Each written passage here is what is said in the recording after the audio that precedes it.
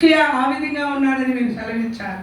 అయా 15 సంవత్సరాల ఆయుష్ మీరు చేశావు, మనసు మార్చుకుంటున్నావు. నేనేమే ప్రజలు తమ పాపము ఒప్పుకుని లోబడి ప్రార్థించారు, మనసు మార్చేసుకున్నావు. ప్రభు ఎంత మంచి దేవుడావు కనుక మా ప్రార్థనలు మీరు ఆలకించి నీ మనసును మార్చి మోషే అడ్డుపట్టట్టుగా పాపుల కొరకు ఆయన మా ఇళ్లలో కఠినమైన మనుషుల కొరకు మేము ప్రార్థించవలసిన అంశం ఎంతో ఉంది. అయా మీరు మమ్మల్ని కనికరించండి, మీరు మమ్మల్ని క్షమించండి నాయన. దేశ విదేశ ప్రజల కొరకు, రాష్ట్రపతి, గవర్నర్, ప్రధాన మంత్రుల కొరకు ప్రార్థన చేసిన బాధ్యత భారం మాకు ఉంది. అవన్నిట్లకు మమ్మల్ని తృప్తిపరచండి, వేగిరపరచండి. మా హృదయం ఎల్లప్పుడూ నీ వాక్యంతో నింపండి ప్రభు. నీ దయగలిన దక్షిణాస్థానికి నన్ను మమ్మలను నీ దాసురాలను ఫీబీ అక్కను మీ చేతులకు అప్పగిస్తూ నడిపించమని వేడిచ్చు మీ రక్త పురక్షణ కోరచ్చు. దీవెన రవికుమార్ బిడ్డల కొరకు ప్రత్యేకంగా ప్రార్థిస్తున్నాం ప్రభా తండ్రి. ఎంతో ప్రయాస, ఖర్చు, వ్యవహారాలు ఇవన్నిటితో కూడిన ఈ ప్రత్యేక కూడిక వలన తాళపాలెంలో 2000 మంది ఉన్నారు ప్రభువా. ఆయన ఒక్కళ్ళు కూడా నష్టపోకుండా ప్రియమైన తండ్రి రక్షించబడినట్లు స్వార్థను ప్రకటించడానికి సహాయం చేయండి ప్రభా. మమ్మల్ని అడుగుతామని కూడా ఇందాక చెప్పారు నీ దాసురాలు ప్రభా. ఎవరిని అడుగుతాడు? యేసు ప్రభు నన్నే అడుగుతాడు. ఈ గ్రామం కొరకు రవికుమార్ దీవెనలను మీరు ప్రశ్నించక పూర్వం సంఘంతో కలిసి మేమందరము ప్రకటించి వారందరిలో ఒక్కళ్ళు కూడా నష్టపోకుండా ప్రభా పర సంబంధమైన ప్రతి ఆశీర్వాదం పొందినట్టు ఈ భారం నాకు ఎంతో ఉంది ప్రభు.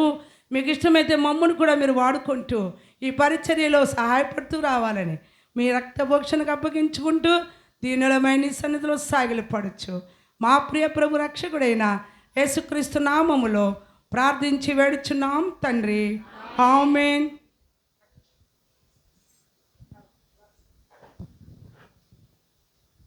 సిస్టర్ తేజం, సిస్టర్ నయోమి గారు రండి, పాటలు పాడుకుందాం. త్వరగా రావాలి.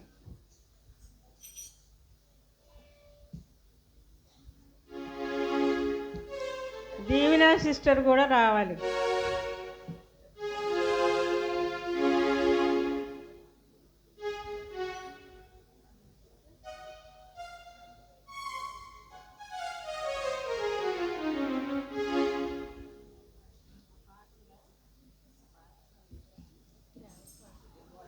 దాంట్లో ఉందా శాంతినా? శాంతిరా రా.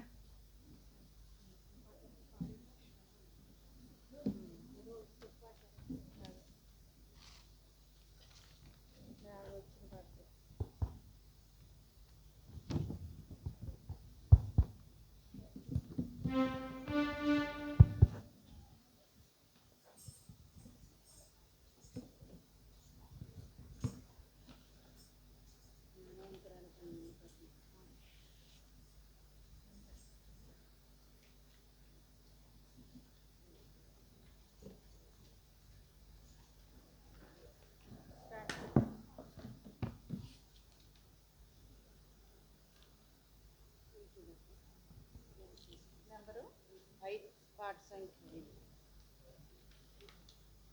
చూడండమ్మా, పాట సంఖ్య 5. జ్ఞానవంతురాలు తన ఇల్లు కట్టును. అందరూ వచ్చిన పాటే కదా, బాగా పాడండి, గట్టిగా పాడండి.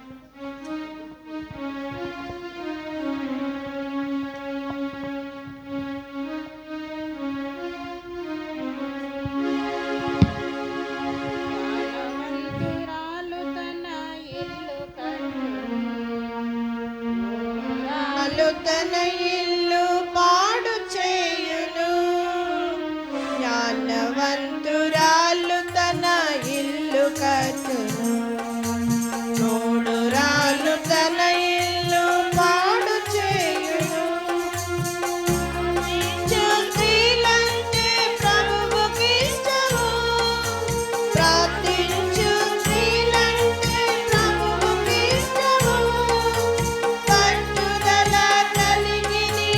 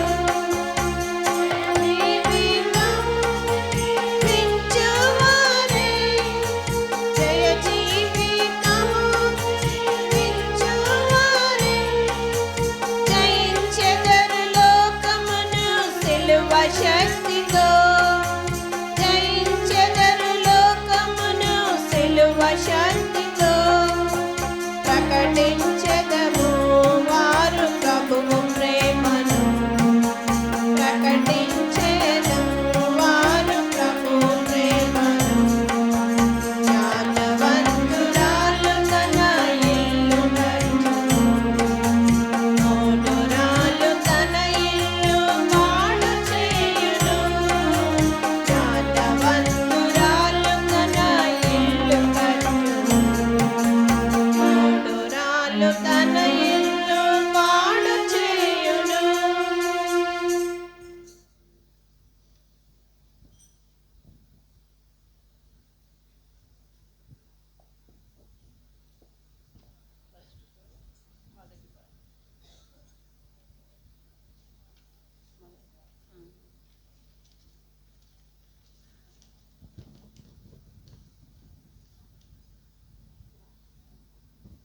పాట సంఖ్య 1 ఆనందమానందమాయను నాదు ప్రియ కుమారుని ఎందు అనే పాట పాడుకుందాం.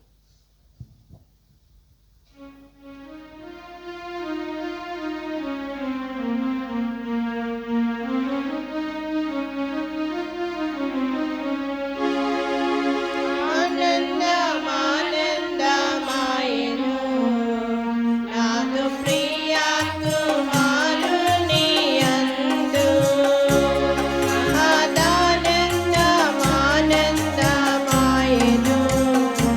నాదు ప్రియ కుమారుని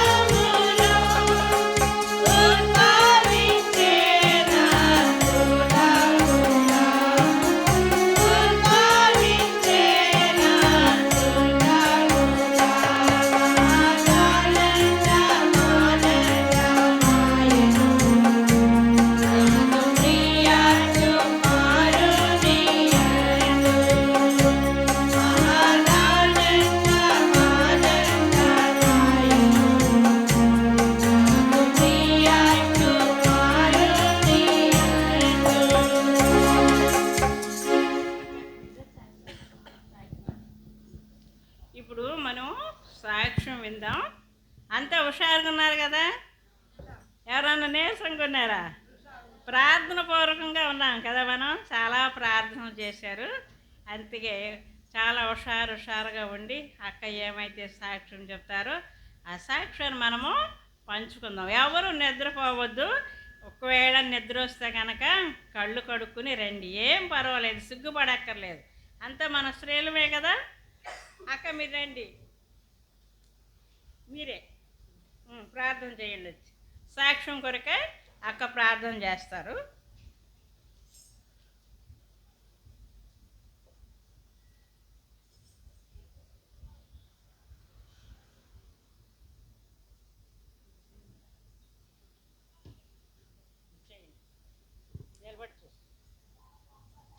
ప్రేమగల తండ్రి, పరిశుద్ధమైన దేవ, మీ పరిశుద్ధమైన ఉన్నతమైన నామాన్ని బట్టి మీకు వందనాలు స్తోత్రాలు చెల్లించుకుంటున్నాను ప్రభువా. నాయన ఈ మధ్యాహ్నం కాలం సమయంలో సగం షష్ఠలో నా తండ్రి ప్రభువా, ఆయన నా తండ్రి నీ దాసరాలు కూడా వచ్చిన సహోదరుని బట్టి మీకు వందనాలు స్తోత్రాలు చెల్లించుకుంటున్నాను.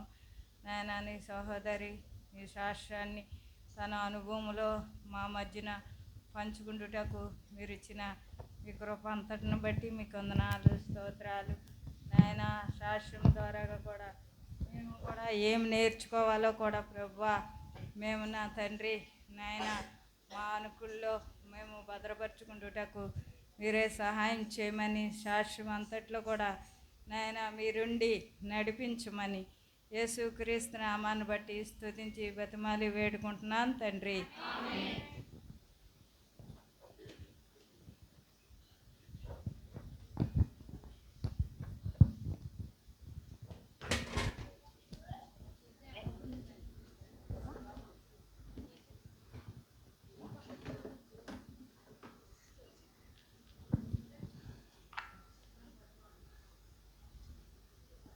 ప్రభు అయిన యేసు క్రీస్తు నామం పేరట చేరువచ్చిన స్త్రీలందరికీ ప్రభు పేరట నా వందనములు తెలియజేస్తుంటున్నాను.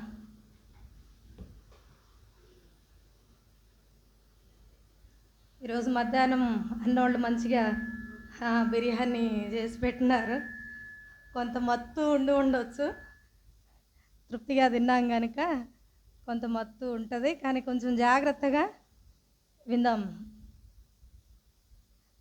నా సాక్ష్యమును మీతో పంచుకొనక పూర్వము దేవుని వాక్యంలో నుండి ఒక మాట చదువుకుందాం. యోహాను సువార్త 1వ అధ్యాయము. యోహాను సువార్త 1వ అధ్యాయము 12వ వచనాన్ని అందరం కలిసి చదువుకుందాం. యోహాను సువార్త 1వ అధ్యాయము 12వ వచనం.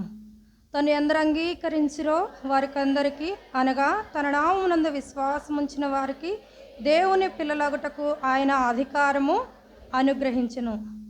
మరొక భాగాన్ని కూడా చదువుకుందాం. లూకా సువార్త 24వ అధ్యాయము 48వ వచనం. ఆ ముందు పేజీలోనే ఉంటుంది. 24:48వ వచనం. ఈ సంగతులకు మీరే సాక్షులు. మరొక భాగాన్ని చదువుకుందాం. కొరింథీయులు రాసిన 2వ పత్రిక 5వ అధ్యాయము 21వ వచనము. కొరింథీయులకు రాసిన 2వ పత్రిక 5వ అధ్యాయము 21వ వచనము అందరం కలిసి చదువుకుందాం. ఎందుకనగా మనం ఆయన యందు దేవుని నీతి అగునట్లు పాపమెరుగని ఆయనను మన కోసము పాపముగా చేసెను. చివరిగా ఒక మాట చదువుకుందాం. 2వ కొరింథీయులకు రాసిన పత్రిక 13వ అధ్యాయము 11వ వచనము. తుదకు సహోదరులారా సంతోషించుడి, సంపూర్ణులై ఉండుడి, ఆదరణ కలిగి ఉండుడి, ఏక మనసు గలవారై ఉండుడి, సమాధానముగా ఉండుడి. ప్రేమ సమాధానములకు కర్తయగు దేవుడు మీకు తోడై ఉండునుగాక. ప్రభు ఏ రీతిగా తన సాక్షిగా నన్ను నిలవబెట్టుకున్నాడో వినే ముందు చిన్న ప్రార్థన చేసుకుందాం. తరల వంచండి, చిన్న ప్రార్థన. ప్రేంగల పరలో తండ్రి, పరిశుద్ధమైన దేవా, నీ ఘనమైన శ్రేష్టమైన ఉన్నతమైనటువంటి ఔన్నత్యం కలిగినటువంటి నీ నామమును బట్టి ప్రభువా మిమ్మల్ని ఎంతగానో స్తుతిస్తూ ఉన్నాను, కనపరుస్తూ ఉంటున్నాను ప్రభువా. ఎంతైనా నమ్మదగిన దేవుడు, గొప్ప దేవుడు ప్రభువా. ఈ అనాదికాల సంకల్పంలో నన్ను కూడా మీరు జ్ఞాపకం చేసుకొని నన్ను కూడా మీరు ఏర్పరచుకున్న మీ ప్రేమ అంతటిని బట్టి దేవా నీ వందనములు చెల్లించుకుంటున్నాను. దేవా ఏ రీతిగా మీరు నన్ను రక్షిస్తూ వచ్చినారో ఆ మాటలు తండ్రి నీ బిడ్డలతో పంచుకోవడానికి మీరే సహాయం చేయండి. అవసరమైనటువంటి మాటలు అనుగ్రహించండి. దేవా నీ సన్నిధి సంచారము మా మధ్య ఉంచుతూ రావాల్సిందిగా కోరుకుంటూ దేవా ఈ సాక్ష్యం ద్వారా నీ నామమునకు మహిమ తెచ్చుకోనమని ఘనత మహిమ ప్రభావాలు నీకు ఆరోపించుకుంటున్నాను. దేవా ఇంకా నీ ఏర్పాట్లో ఉన్న బిడ్డలు తండ్రి ఎవరైతే రక్షణ లేకుండా ఈ ప్రాంతంలో చేరి వచ్చున్నారో దేవా వారిలో మీ కార్యం జరిగించవలసిందిగా కోరుకుంటూ ఘనత మహిమ ప్రభావములు నీకే ఆరోపించుకుంటూ ప్రభు యేసు క్రీస్తు వారి అతి శ్రేష్టమైన నామం పేరట స్తుతించి ప్రార్థించి అడిగి వేడుకొంచున్నాము తండ్రి, ఆమెన్.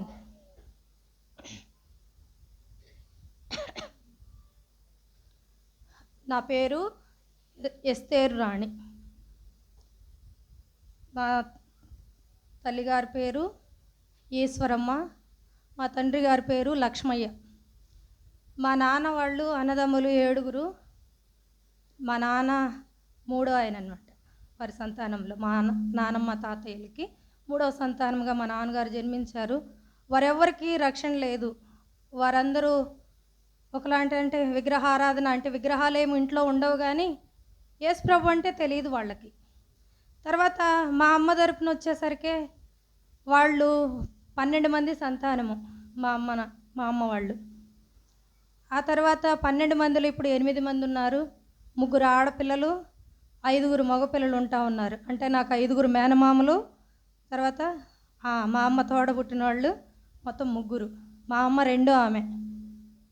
ఇట్లా వాళ్ళైతే బ్రహ్మంగారి మఠం వెళ్ళి అమ్మమ్మ తాతయ్య వాళ్ళ తరపు అటు వాళ్ళు అట్లా వెళ్ళి వాళ్ళు విగ్రహారాధన చేస్తూ వచ్చేవారు. మా అమ్మగారి తన తాత పేరు బ్రహ్మయ్య. అట్లా వాళ్ళు దేవుణ్ణి ఎరగకుండా ఉంటూ వచ్చారనమాట. తర్వాత మా అమ్మమ్మ తాతయ్య మొదట యేసు ప్రభుని నమ్ముకుంటూ వచ్చారు. ఆ తర్వాత మా అమ్మ పెళ్ళయ్యేటప్పటికి మా అమ్మకి మారు మనసు లేదు. తర్వాత మా అమ్మమ్మ తాతయ్యని బట్టి మా అమ్మ యేసు ప్రభుని నమ్ముకోవడం జరిగింది. మాది బాపట్ల జిల్లా రావనూతుల గ్రామం. అక్కడ మమ్రే ప్రార్థనా మందిరం ఉంటా ఉన్నది రావనూతుల్లో. అక్కడికి వెళ్తూ వచ్చేది మా అమ్మ, మన భక్త్ సింగ్ అంకుల్ సహవాసమే.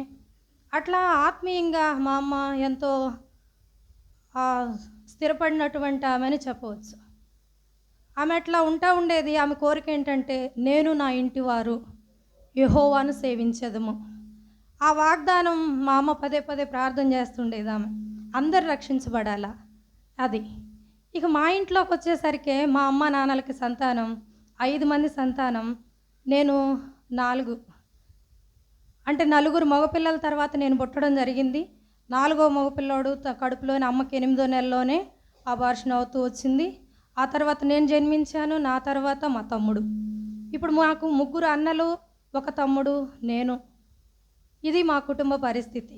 ఇట్లా ఉన్నప్పుడు చిన్నప్పటి నుండే ఒక క్రైస్తవ కుటుంబంలో అయితే జన్మించాను. చిన్నప్పటి నుండి మందిరానికి వెళ్తూ ఉండేవాళ్ళం. మా అమ్మ మారు మనసు పొందుకున్నది కనుక మమ్మల్ని ఎప్పుడు కూడా ఇడిచిపెట్టేది కాదు, పొలం పంపించేది కాదు, స్కూలుకు పోయి వచ్చేవాళ్ళమే.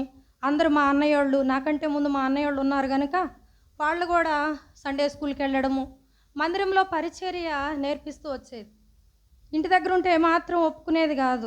ఏదన్నా పని ఉంటే ఆమెనే చేసేది కానీ మా అన్నయ్యోళ్ళని కానీ మమ్మల్ని కానీ ఎవరిని పోనిచ్చేవాళ్ళు కాదు. అట్లా ఆదివారం అయితేనేమి, వారకుడికలు అయితేనేమి, ఊర్లోనే సంఘం కనుక అన్నిటిలో పాలు పొందుతూ వచ్చేవారు. నేను కూడా అలా చిన్ననాటి నుండే దేవుని ఇంటికి వెళ్ళడము అట్లా ఉంటూ వచ్చాను. తర్వాత నేను 4th క్లాస్కి అట్లా వచ్చినప్పటికీ అక్కడికి ప్రసాద్ అంకులోళ్ళని, ప్రసాద్ అంకుల్, ప్రసూన ఆంటీ వాళ్ళు అక్కడ సేవ చేయడానికై సేవకులుగా వచ్చారు. వారికి పిల్లలు లేరు, వాళ్ళు ఇప్పుడు కూడా సేవలోనే ఉన్నారు. గుంటూరు డిస్టిక్లో ఉన్నారు వాళ్ళు. ఇంకా అలాంటి పరిస్థితిలో నన్ను చాలా చక్కగా చూసుకుంటూ వచ్చారనమాట. వాళ్ళకి పిల్లలు లేరు కాబట్టి ఇక నేను వాళ్ళ దగ్గర తినేదాన్ని, వాళ్ళ దగ్గరే పండుకునేదాన్ని. ఇంక లేస్తే మందిరమే, స్కూల్కి వెళ్ళి వచ్చేదాన్ని, బ్యాగ్ అక్కడ పడేసేదాన్ని, వాళ్ళ దగ్గరకు వచ్చేసేదాన్ని. వాళ్ళ సొంత కుటుంబంలో వాళ్ళ పిల్లలాగే నన్ను చూసుకుంటూ వచ్చారు.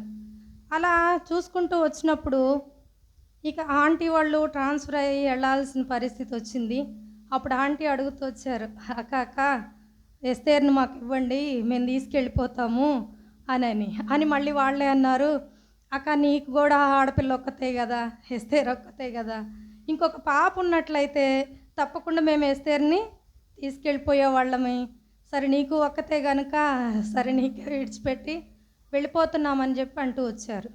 వాళ్ళు ఉన్నప్పుడు నేను చాలా భక్తిగా ఉండేదాన్ని. స్కూల్కి వెళ్ళి రావడము, మందిరంలో అన్ని మీటింగ్లు, ఆ ఆంటీ వాళ్ళు చేసే పనులు, వాళ్ళు చాలామంది విశ్వాసులు వస్తూ ఉంటే వాళ్ళతో పాటు కలిసి నేను కూడా ఆ పరిచర్య చేస్తూ ఉండేవాళ్ళం. ఆల్ నైట్ ప్రేయరు బహునిష్టగా. అంకుల్ అయితే నిద్రపోతే అస్సలు ఊరుకోరు. నిద్రపోయే వాళ్ళు మందిరానికి రావద్దు, ఇళ్ళ దగ్గరే నిద్రపోండి అంటాడు ఉపవాస ప్రార్థన అప్పుడు. మేము అస్సలు నిద్రపోయే వాళ్ళం కాదు. చిన్న వయసు అయినప్పటికీ తెల్లవారే వరకు మేల్కొని అట్లా ఉండేవాళ్ళం. అలా ఎంతో భక్తిగా. తర్వాత ఆ టైంలోనే మా తాతగారు చనిపోవడం, మా నాన్నగారి తండ్రి. అప్పుడు కూడా నా భక్తి ఎట్లా ఉందంటే, కనీసం వాళ్ళు దినమని చేస్తూ ఉంటారు కదా, ఆ రోజు ఆ ఊర్లో అయినప్పటికి కూడా నేను మందిరంలోనే ఉన్నా. సాయంకాలం వరకు కూడా అటువైపు తొంగి కూడా చూడలే. అట్లా ఉంటూ వచ్చినాను. కానీ నాలో నిజమైన మారు మనసు అనేది లేదు. అలా మందిరానికి వెళ్తూ ఉండేదాన్ని, మళ్ళా వచ్చి టీవీ చూస్తూ ఉండేదాన్ని, సీరియల్స్ చూసేదాన్ని, తర్వాత సినిమాలు చూస్తూ వచ్చేదాన్ని, చిన్న చిన్న అబద్ధాలు ఆడుతూ వచ్చేదాన్ని. అట్లా ఇంక వాళ్ళు వెళ్ళిపోయిన తర్వాత మళ్ళా నా భక్తి జీవితం అంతా ఏం లేదు, ఇక మళ్ళా లోకానుసారం అయిపోతూ వచ్చింది. అట్లా నేను కొనసాగుతూ ఉన్నప్పుడు, మేము చిన్నపిల్లలుగా ఉన్నప్పుడు ఎష్కోల్కి విబిఎస్కి వెళ్ళేవాళ్ళం. ఎష్కోల్కి ఆ తర్వాత అద్దంకిలోనే విబిఎస్ స్టార్ట్ చేశారు.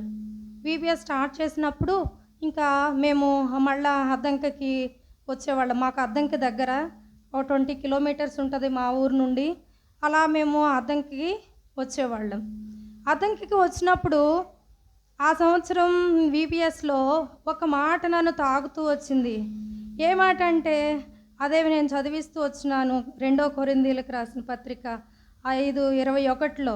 ఎందుకనగా మనం ఆయన యందు దేవుని నీతి అగునట్లు పాపమెరుగని ఆయన మన కోసము పాపముగా చేసిను. అరే యేసు ప్రభు ఏం పాపం చేయలేదు, నా పాపాల కోసమే కదా యేసు ప్రభు పాపంగా చేయబడ్డాడు.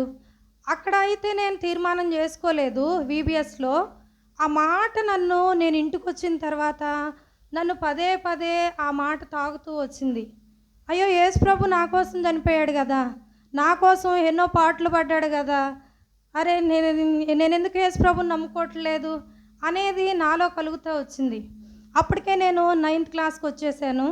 9th క్లాస్కి వచ్చిన తర్వాత ఒకరోజు అదే 9th క్లాస్లో 2006 సంవత్సరం, అది 2006లో ఏప్రిల్లో నేను ఈ మాటలు ఈ విబిఎస్లో ఈ వాక్యము నా హృదయాన్ని తాకుతూ వచ్చింది. అదే సంవత్సరం మే మాసంలో మా దగ్గర ప్రత్యేక కూడికలు జరుగుతూ వచ్చినాయి. మమ్రేలో జరుగుతూ వచ్చినప్పుడు అయిపోయిన తర్వాత అక్కడ ఓబేదన్న ఆ సిస్టర్ ఉన్నారు. వాళ్ళకి ఇప్పుడు కూడా పిల్లలు లేరు. మా పెద్ద మామయ్యలతో పాటు వివాహం అవుతూ వచ్చింది. వాళ్ళు మేదరమెట్లో ఉండేవాళ్ళు. ఇంకా అక్క వచ్చి ఆ రోజు మీటింగ్ కొరకై వచ్చి, అరే నువ్వు రక్షింపబడినావా అని అడిగింది నన్ను. ఇంకా ఏం సమాధానం చెప్పాలా, మళ్ళీ అబద్ధం లేదు అంటే అబద్ధం చెప్పింది అన్నావు, అవునంటే లేదు అంటే అరే ఇంకా తీర్మానం చేసుకోలేదు అనుకుంటుందేమోనని. అయినప్పటికి కూడా నేను అక్క లేదక్క అని చెప్పినాను. చెప్పినప్పుడు అమ్మ అట్లా ఉండకూడదురా, మా మారు మనసు పొందాలా, యేసు ప్రభుని సొంత రక్షకునిగా మనం అంగీకరించాలమ్మా అని మాట్లాడుతూ వచ్చినప్పుడు నేను అప్పుడే వెంటనే తీర్మానం చేసుకుంటూ వచ్చా. అవును కదా, ఈ అక్క ద్వారా కూడా దేవుడు నాతో మాట్లాడుతున్నాడు అని చెప్పేసి నేను తీర్మానం చేసుకోవడం జరిగింది. దానికి పూర్వమే నేను పుట్టినప్పుడు ఒక 15 రోజుల లోపే ఉంటాయి నాకంట. చీరతోటి ఉయ్యాలు కడతారు కదా, అట్లా కట్టినప్పుడు ఆ గుడ్డలు బట్టలు వేసి దానిలో పడుకోబెట్టిందంట అమ్మ.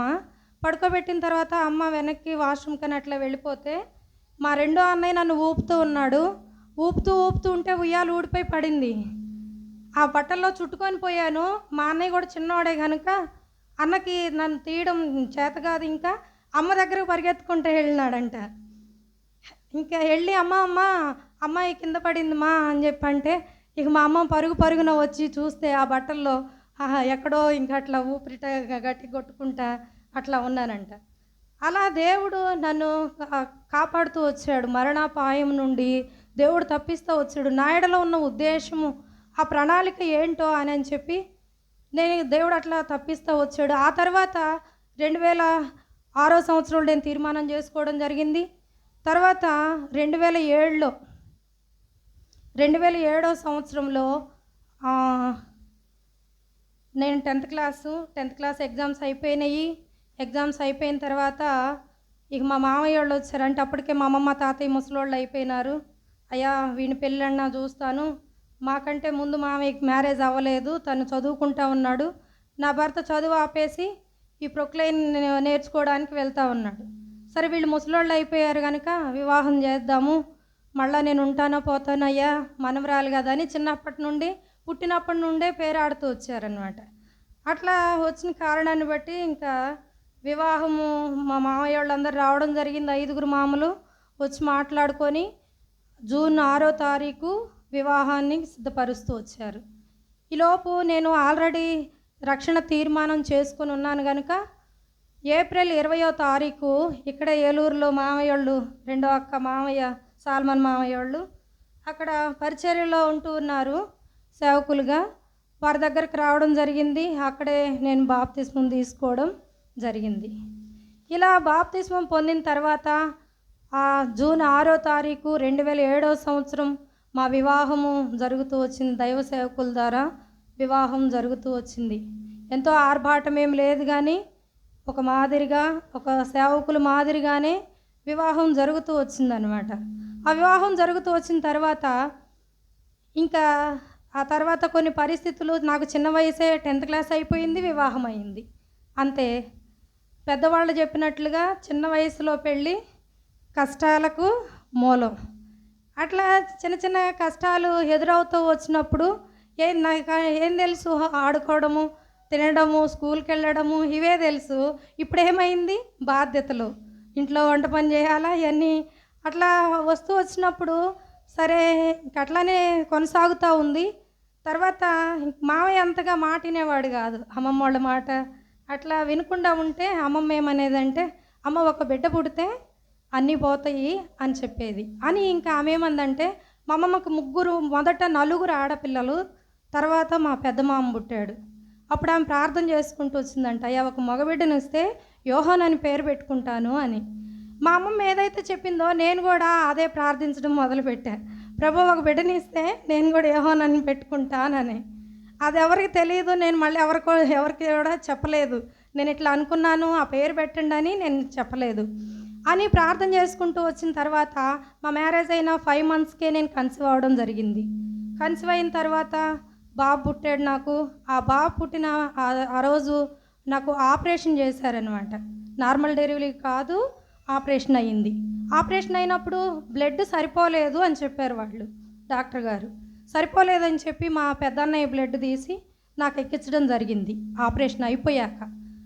అది కరెక్ట్గా ఆ రోజు ఉదయం 9:20 నాకు డెలివరీ అయింది. ఎప్పుడు 2008 జూలై 31 అయిపోయిన తర్వాత ఆ రోజు రాత్రికి 12 గంటలకి కరెక్ట్గా నీకు బ్లడ్ ఎక్కించడం ప్యాకెట్ కంప్లీట్ అయిపోద్ది అని చెప్పినారు. ఆ 12 గంటలే నాకు తెలుసు. ఇంకా ఆ 12 గంటల తర్వాత నేను నా స్వాధీనంలో లేను. అది బాలెంతలో గుర్రపు సంది అంటారు, ఒక భాషలో ఫిట్స్ అంటూ ఉంటారు. అవి నాకు ఆ గుర్రపు సంది వచ్చేసింది. నా మైండ్ నా దగ్గర లేదు, పైకి అదిరిపడుతూ ఉన్నాను, నాకేం తెలియదు. అయితే అసలు ఇలాంటి మనసు అసలు కంప్లీట్గా లేనే లేదు. నాకు మళ్ళా ఊహ తెలిసేసరికి ఆ రోజు నైట్ కంప్లీట్ అయిపోయింది, తర్వాత రోజు డే అంతా అయిపోయింది, నైట్ అయిపోయింది. 3వ రోజు ఉదయానికి మన మైండ్లోకి వచ్చినాను నేను. ఇంక అందరూ బ్రతకదని చెప్పి చుట్టాలంతా, నాన్నగారి తరపు వాళ్ళు అందరూ వచ్చి చూడడం జరుగుతూ వచ్చింది. మామయ్య వాళ్ళు కూడా రావడం జరిగింది. ఇంకట్లా అందరూ బ్రతకదంట, అన్న కూతురు బ్రతకదంట అని చెప్పేసి వచ్చి చూసిపోతూ ఉన్నారు. ఇంకా అలాంటి పరిస్థితిలో ఉంటూ ఉన్నాను. అయితే ఇక ఆ రోజు మూడవ రోజు మా పెద్ద మామ వచ్చి ఇక నాకు అప్పుడే స్పర్శ తెలుస్తుంది. తెలుస్తూ ఉన్నప్పుడు అడుగుతున్నాడు, అమ్మ నా భర్తనే చూపించి, అమ్మ ఈ మనిషి ఎవరు అంటున్నారు. నేను అనుకుంటున్నాను ఇదేంటి ఈ ప్రశ్న అడుగుతాడు మామయ్య కదా, ఏంది ఇట్లా అడుగుతున్నాడు, ఏదో సినిమాల్లో కానీ వాళ్ళు అడుగుతారు కదా, ఎవరు వీళ్ళు ఎవరు స్ప్రో కోల్పోతే అడిగిన వాళ్ళని అడిగినట్టు అడుగుతున్నారు అని నేను అనుకుంటున్నా. నాకైతే ఏమాత్రం తెలియదు, నేను స్ప్రో కోల్పోయానని, నేను ఆ 2 దినాలు నా ఆత్మ నాలో లేదని, పిచ్చి పిచ్చిగా మాట్లాడడము అలా ఉన్న సంగతి ఎవరు నాతో చెప్పలేదు. నేనైతే అలా అనుకుంటా ఉన్నా. వరుసగా చూపించి ఈ మనిషి నీకేమవుతారు, ఈ మనిషి ఏమవుతారమ్మా అని చెప్పి అడుగుతూ వచ్చారు. తర్వాత నేను చెప్పిన తర్వాత మామయ్య మలాకి 3వ అధ్యాయంలో ఒక వాక్యం చదివి, అతని రెక్కలు నీకు ఆరోగ్యం కలుగజేతుననే మాట చదివి ప్రార్థన చేస్తూ వచ్చారు. ఆ రీతిగా ప్రభు అప్పుడు కూడా నన్ను ప్రాణాపాయం నుండి తప్పిస్తూ వచ్చారు. తర్వాత అలా కొనసాగిపోతూ ఉంది. నేనైతే చదువు డిస్కంటిన్యూ చేయలేదు, చదువుకుంటూనే ఉన్నా. మళ్ళా మ్యారేజ్ చేశారు, జూన్లో మ్యారేజ్ అయింది, జూలైలో మళ్ళీ కాలేజీ స్టార్ట్ అయ్యా. రెగ్యులర్గానే వెళ్తున్నా, కాలేజీకి వెళ్ళడం రావడం. ఫస్ట్ ఇయర్లో బాబుని కన్సీవ్ అయ్యా మార్చిలో. అప్పుడు ఎగ్జామ్స్ రాస్తూ ఉన్నా, 5 months నాకు అప్పుడు ఫస్ట్ ఇయర్ ఎగ్జామ్స్ రాసేటప్పుడు ఇంటర్మీడియట్. అవి అయిపోయినాయి. బాబు పుట్టాడు. బాబు పుట్టిన తర్వాత 1 year ఆగాను. తర్వాత సెకండ్ ఇయర్కి మళ్ళీ కంటిన్యూ అయ్యాను. 2 సంవత్సరాలు ఫినిష్ చేసుకున్నా. దేవుని కృప చేత 2 సంవత్సరాలు పాస్ అవుతూ వచ్చాను. మొదటి సంవత్సరం అయితే అన్నీ పాస్ అయ్యాను. 2వ సంవత్సరం 2B పోయింది, మళ్ళీ వెంటనే రాసి పాస్ అవ్వడం జరిగింది. అలా అయిపోయిన తర్వాత మళ్ళీ నేను టీటీసీకి జాయిన్ అవుతూ వచ్చాను. టీటీసీకి జాయిన్ అయ్యి ఫస్ట్ ఇయర్ వెళ్తూ ఉన్నప్పుడే తర్వాత మళ్ళీ 2వ పాపకి కన్సీవ్ అవ్వడం జరిగింది. నేను కన్సీవ్ అయిన తర్వాత అలానే వెళ్తూనే ఉన్నా. 7 months వచ్చినప్పటికి కూడా నేను కాలేజీకి వెళ్తూనే ఉన్నా. అలా ప్రెగ్నెంట్గా ఉండి కూడా కాలేజీకి వెళ్తూనే ఉన్నా. 8వ నెల లాస్ట్లో ఇంకా 4 రోజులకి 9వ నెల వస్తుంది అనగా అప్పుడు నాకు బాగా పెయిన్స్ రావడం స్టార్ట్ అయినాయి. నా భర్త డ్యూటీకి వెళ్ళిపోయేవాడు. ఆ దినాల్లో ఎట్లా అంటే రేపు పనికి ఈ నైటే వెళ్ళి అక్కడ వండుకొని ఉదయం పని చేసి నైట్కి వచ్చేవారు ఇంటికి. నా అమ్మమ్మ తాతయ్య ఉండేవాళ్ళు నాతో పాటు. ఇంకా అట్లా ఉన్నప్పుడు పెయిన్స్ వస్తూ ఉన్నాయి, బాగా కూర్చోలేకపోతున్నా.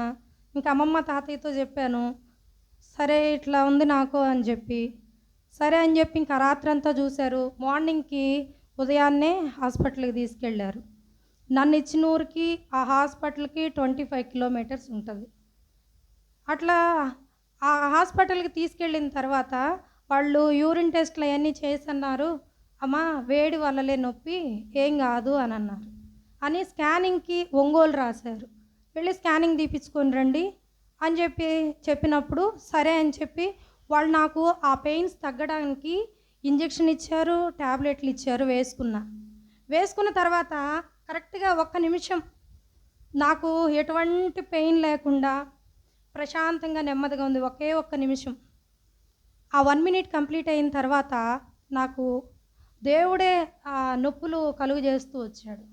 ఆశ్చర్యంగా అసలు వీళ్ళు పెయిన్ కిల్లర్స్ అయ్యేనా వాడడానికి, సెలైన్ పెట్టి వేయడానికి ముందు ఆల్రెడీ ఆపరేషన్ అయ్యి ఉంది. ఇప్పుడు కనుక ఇస్తే ఆ కుట్లు పగిలిపోతాయి, పెద్ద ప్రాణానికి మోసం అయ్యిద్ది అని నర్సులు కానీ డాక్టర్లు కానీ అది సజెస్ట్ చేయలేదు, ఇయ్యలేదు.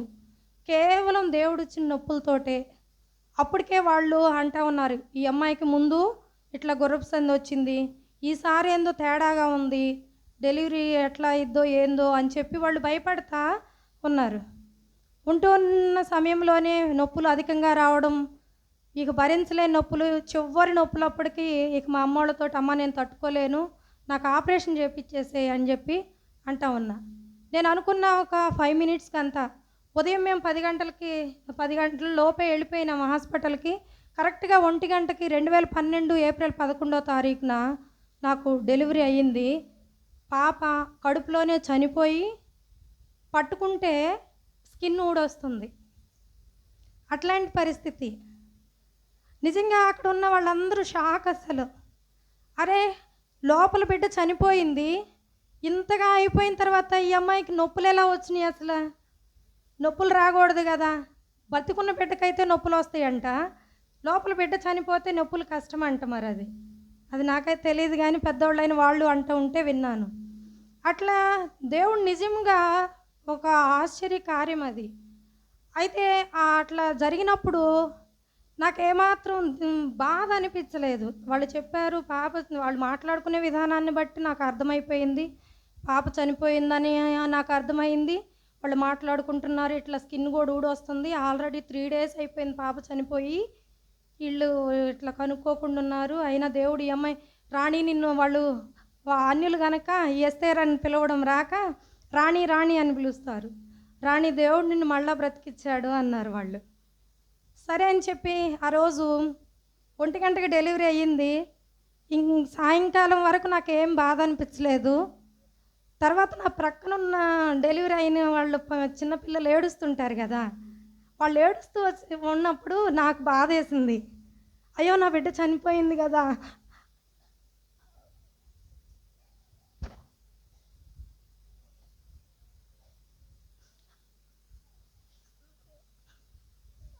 అని బాధేస్తూ వచ్చినప్పుడు దేవుడు ఒక వాక్యాన్ని నాకు గుర్తు చేస్తూ వచ్చాడు. ఏంటి ఆ వాక్యం అంటే, మునుపటి కంటే అధికమైన మేలు నీకు కలుగజేస్తానని. ఆ మాట ఎప్పుడైతే నా హృదయంలో దేవుడు జ్ఞాపకం చేస్తూ వచ్చినారో అప్పుడు నేను ఇంక చాలా ధైర్యంగా ఉన్నా, అసలు ఇంకేడవలేదు. తర్వాత అప్పటికే అక్కడ అద్దంకిలో ఇమ్మానిల్ అంకుల్ ఆంటీ వాళ్ళు సేవ చేస్తూ ఉన్నారు. వాళ్ళ దగ్గరికి వెళ్ళి కూడా నేను చెప్పినాను, అమ్మ పాప ఇట్లా అయిందంటే కదా అన్నప్పుడు, ఆంటీ లేదంటీ, దేవుడు నాకు మునుపటి కంటే అధికమైన మేలు ఇస్తారన్నాడు, అందుని బట్టి నేను ఏమి చింతపడట్లేదు, బాధపడట్లేదు ఆంటీ అని చెప్తూ వచ్చాను ఆంటీతో కూడా. అలా అయిపోయిన తర్వాత ఇంకక్కడ మందిరానికి వెళ్ళడము. ఈ చిన్న బాబు ఉన్నాడు కాబట్టి అప్పటికి బాబుకి 3 years ఉంటా ఉన్నాయి. ఈ చిన్న బాబుని పెట్టుకొని నేను అంతగా మందిరానికి తక్కువైపోయింది, అంతగా ఆరాధన చేసేదాన్ని కాదు, అట్లా అయిపోతూ వచ్చింది. తర్వాత పాప పుట్టిపోయిన తర్వాత ఇక మా మందిరం అప్పుడు క్రిందనే జరుగుతూ వచ్చేది. ఆ తర్వాత మా 2011లో పైకి షిఫ్ట్ అవ్వడం జరిగింది, పెద్ద మందిరం అద్దంకిలో. ఇంకా ఆ మందిరంలో పైకి ఎప్పుడైతే వెళ్తూ వచ్చామో ఇంక అక్కడి నుంచి నాకన్నా వెనక బాప్తిస్మం తీసుకున్న వాళ్ళు కూడా ఆరాధన చేస్తూ ఉన్నారు. అయ్యో నేను ఎందుకు వెనకబడిపోయాను అయ్యో అని చెప్పి మళ్ళా నేను ప్రార్థన చేసుకొని తర్వాత దేవుడు నన్ను అట్లా ముందుకు నడిపిస్తూ వచ్చాడు. అట్లా దేవుని సన్నిధిలో ఆరాధించడము, ఇంకా ఇమ్మానుయేల్ అంకుల్ వాక్యం ద్వారా నేను చాలా పురికొల్పబడుతూ వచ్చాను. ఆ మాటల ద్వారా నాకు ఆయన మాటల్లో చాలా ప్రభావవంతంగా నాలో పనిచేసేవి. ఎంతగా అంటే ఆదివారం అంటే అంకులు బహునిష్టగా చెప్తారు ఇప్పటికి కూడాను. ఆదివారం సమయానికి రండి అని ఎంతో నిష్టగా చెప్తూ ఉండేవారు. అట్లా ఆదివారం ప్రేయర్ స్టార్ట్ అవ్వకముందే వెళ్ళడము. తర్వాత అప్పుడప్పుడు నేను ఒక్కొక్కసారి ఎట్లా అయిందంటే పూలు ఎప్పుడన్నా పెట్టుకునేదాన్ని. సహజంగా చిన్నప్పటి నుండి నాకు అలవాటు లేదు ఎక్కువ పెట్టుకోవడం. మాకు ఇంట్లో చెట్లు ఉన్నా కానీ వేరే వాళ్ళు ఆదివారం వచ్చి కోసుకొని పోతుంటారు, కానీ నేను పెట్టుకునేదాన్ని కాదు. అయితే ఇంకా ఒక్కొక్క సంవత్సరం ఒక్కొక్క తీర్మానం, నేను ఇంక పెట్టుకోకూడదు అనేది ఒక సంవత్సరం తీర్మానం. ఇంకో సంవత్సరం తీర్మానం ఏంటి, నేను ప్రతి ఆదివారం అయినా ఏ గుడికైనా వెళ్తే ఆ రోజు ముందుగానే నేను మందిరానికి వెళ్ళాలా, ప్రార్థనకై ముందే మందిరంలో ఉండాలి అని తీర్మానం చేసుకుంటూ వచ్చినాను. దేవుడు ఆ రీతిగా మమ్మల్ని కొనసాగింపజేస్తూ వచ్చారనమాట. అట్లా మందిరంలోనైతేనేమి మేముండే గ్రామానికి మందిరానికి 5 kilometers దూరం ఉంటుంది, 5 kilometers. అయితే మేమున్న గ్రామంలో కూడా దేవునికి సాక్షులంగా అందరూ అంటారు, ఎస్తేర్ నువ్వు ఊర్లో కూడా మంచి సాక్ష్యం సంపాదించుకున్నావమ్మా, అది అందరికి చేత కాదు, నువ్వు చాలా మంచి సాక్ష్యం సంపాదించుకున్నారని. అది నా గొప్పతనం కాదు, కానీ ప్రభు ఆ రీతిగా నన్ను నిలబెడుతూ వచ్చాడు. ఆ గ్రామంలోనైతేనేమి మందిరంలోనైతేనేమి దేవుని సాక్షులంగా ఉంటూ వచ్చినాము. ఇంకా తర్వాత సేవా పరిచర్యలోకి వచ్చినట్లయితే ఇక మేము మందిరానికి వెళ్తూ ఉన్నాం కనుక తర్వాత అప్పుడప్పుడు ఎక్కువ ఏం చేస్తూ ఉండేవాళ్ళం అంటే మా పెద్ద మామయ్య, రెండో మామయ్య, మూడో మామయ్య, 3 సేవకులు, అక్కోళ్ళు రెండో మామయ్య, 3 సేవకులు అయితే వాళ్ళ దగ్గరికి వెళ్తూ ఉంటాం మేము ఎక్కువ. వెళ్ళినప్పుడు పాటలు ఎక్కువ పాడుతూ నేర్చుకుంటూ ఉంటాము. అట్లా ఉన్నప్పుడు మా మూడో మామయ్య వాళ్ళ దగ్గరే నేను సిస్టర్స్ మీటింగ్ తీసుకోవడం జరిగింది. అది కేవలం మా మూడో మామయ్య ఆ, తన పురుకొల్పుని బట్టి నేను తీసుకోవడం జరిగింది. ఎస్తేర్, నువ్వు స్త్రీల పరిచర్య తీసుకోవాలమ్మా, నువ్వు తప్పకుండా చెప్పగలుగుతావు, నువ్వు చెప్పు అని చెప్పి అన్నప్పుడు దేవుడు మాట్లాడిన దాన్ని బట్టి నేను దేవుడిచ్చిన సమాధానాన్ని బట్టి ఇక నేను చెప్పేదానికి ముందుకొచ్చి ఇంకా ఆ రీతిగా పరిచర్యలో కూడా సిస్టర్స్ మీటింగ్ అయితేనేమి, తర్వాత మాకు అద్దంకిలో ఎక్కడైనా సిస్టర్స్ రిట్రీట్కి వెళ్ళినప్పుడు అయితేనేమి ఆంటీ కూడా వాడుకుంటూ వస్తున్నారనమాట. అలా పరిచర్యలో కూడా మేము దేవుని సన్నిధిలో వాడబడుతూ ఉన్నాము. ఈ రీతిగా జరుగుతూ వస్తుంది. ఇలా జరుగుతూ వస్తున్నప్పుడు 2021లో 2019 కరోనా టైం అప్పుడు కూడా దేవుడు ఎంతో మమ్మల్ని చక్కగా పోషిస్తూ వచ్చాడు. అందరూ పని లేదని అట్లా ఉంటూ వచ్చారు. కానీ మాకైతే నాకు ఇచ్చిన ఆ సంవత్సరం వాగ్దానం యెషయా గ్రంథం 58వ అధ్యాయము 11వ వచనము నాకు వాగ్దానం ఇచ్చారు. అది యెహోవా నిన్ను నిత్యము నడిపించును అనే వాగ్దానం. ఆ తర్వాత కింద ఉంటుంది, క్షామకాలమున ఆయన నిన్ను తృప్తిపరిచి నీ ఎముకలను బలపరచును. నీవు నీరు కట్టిన తోట వలను ఎప్పుడు నువ్వు కూర్చుంటూ నీటి ఊట వలను ఉండేదు అని. అంతకుముందు వాగ్దానం అదే 14వ వచనంలో, దేశం యొక్క ఉన్నత స్థలముల మీద నేను నిన్ను ఎక్కించేదను అనే వాగ్దానం రావడం జరిగింది. ఈ వాగ్దానాలను బట్టి ప్రభు మమ్మల్ని ఎంతగానో పోషిస్తూ వచ్చాడు. ఎటువంటి కొరత లేదు, సమృద్ధి ఇచ్చాడు.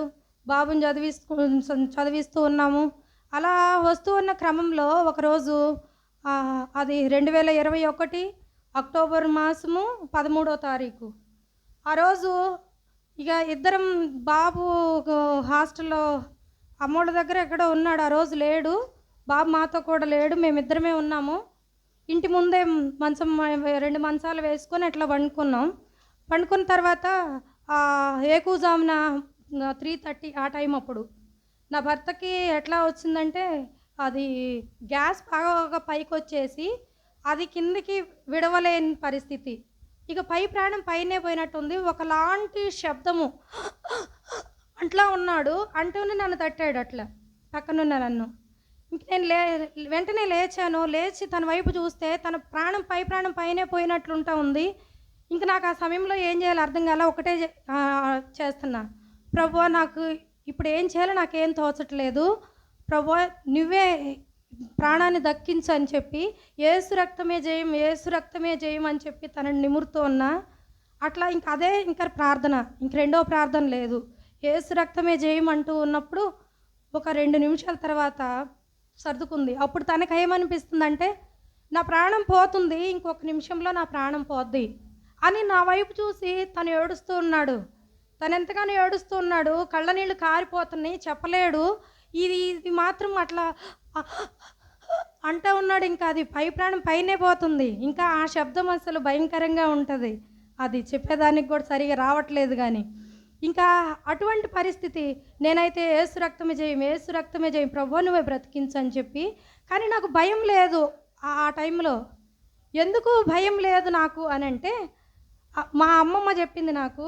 ఏం చెప్పిందంటే, మా అమ్మమ్మ మా మామయ్య వాళ్ళు 3 సేవకు రావడానికి కూడా ప్రభు ఇచ్చిన దర్శనాలను బట్టే వారు పరిచర్యలో కొనసాగుతున్నారు. దేవుడు ముందుగానే ఆమెకు చూపిస్తూ వచ్చాడు.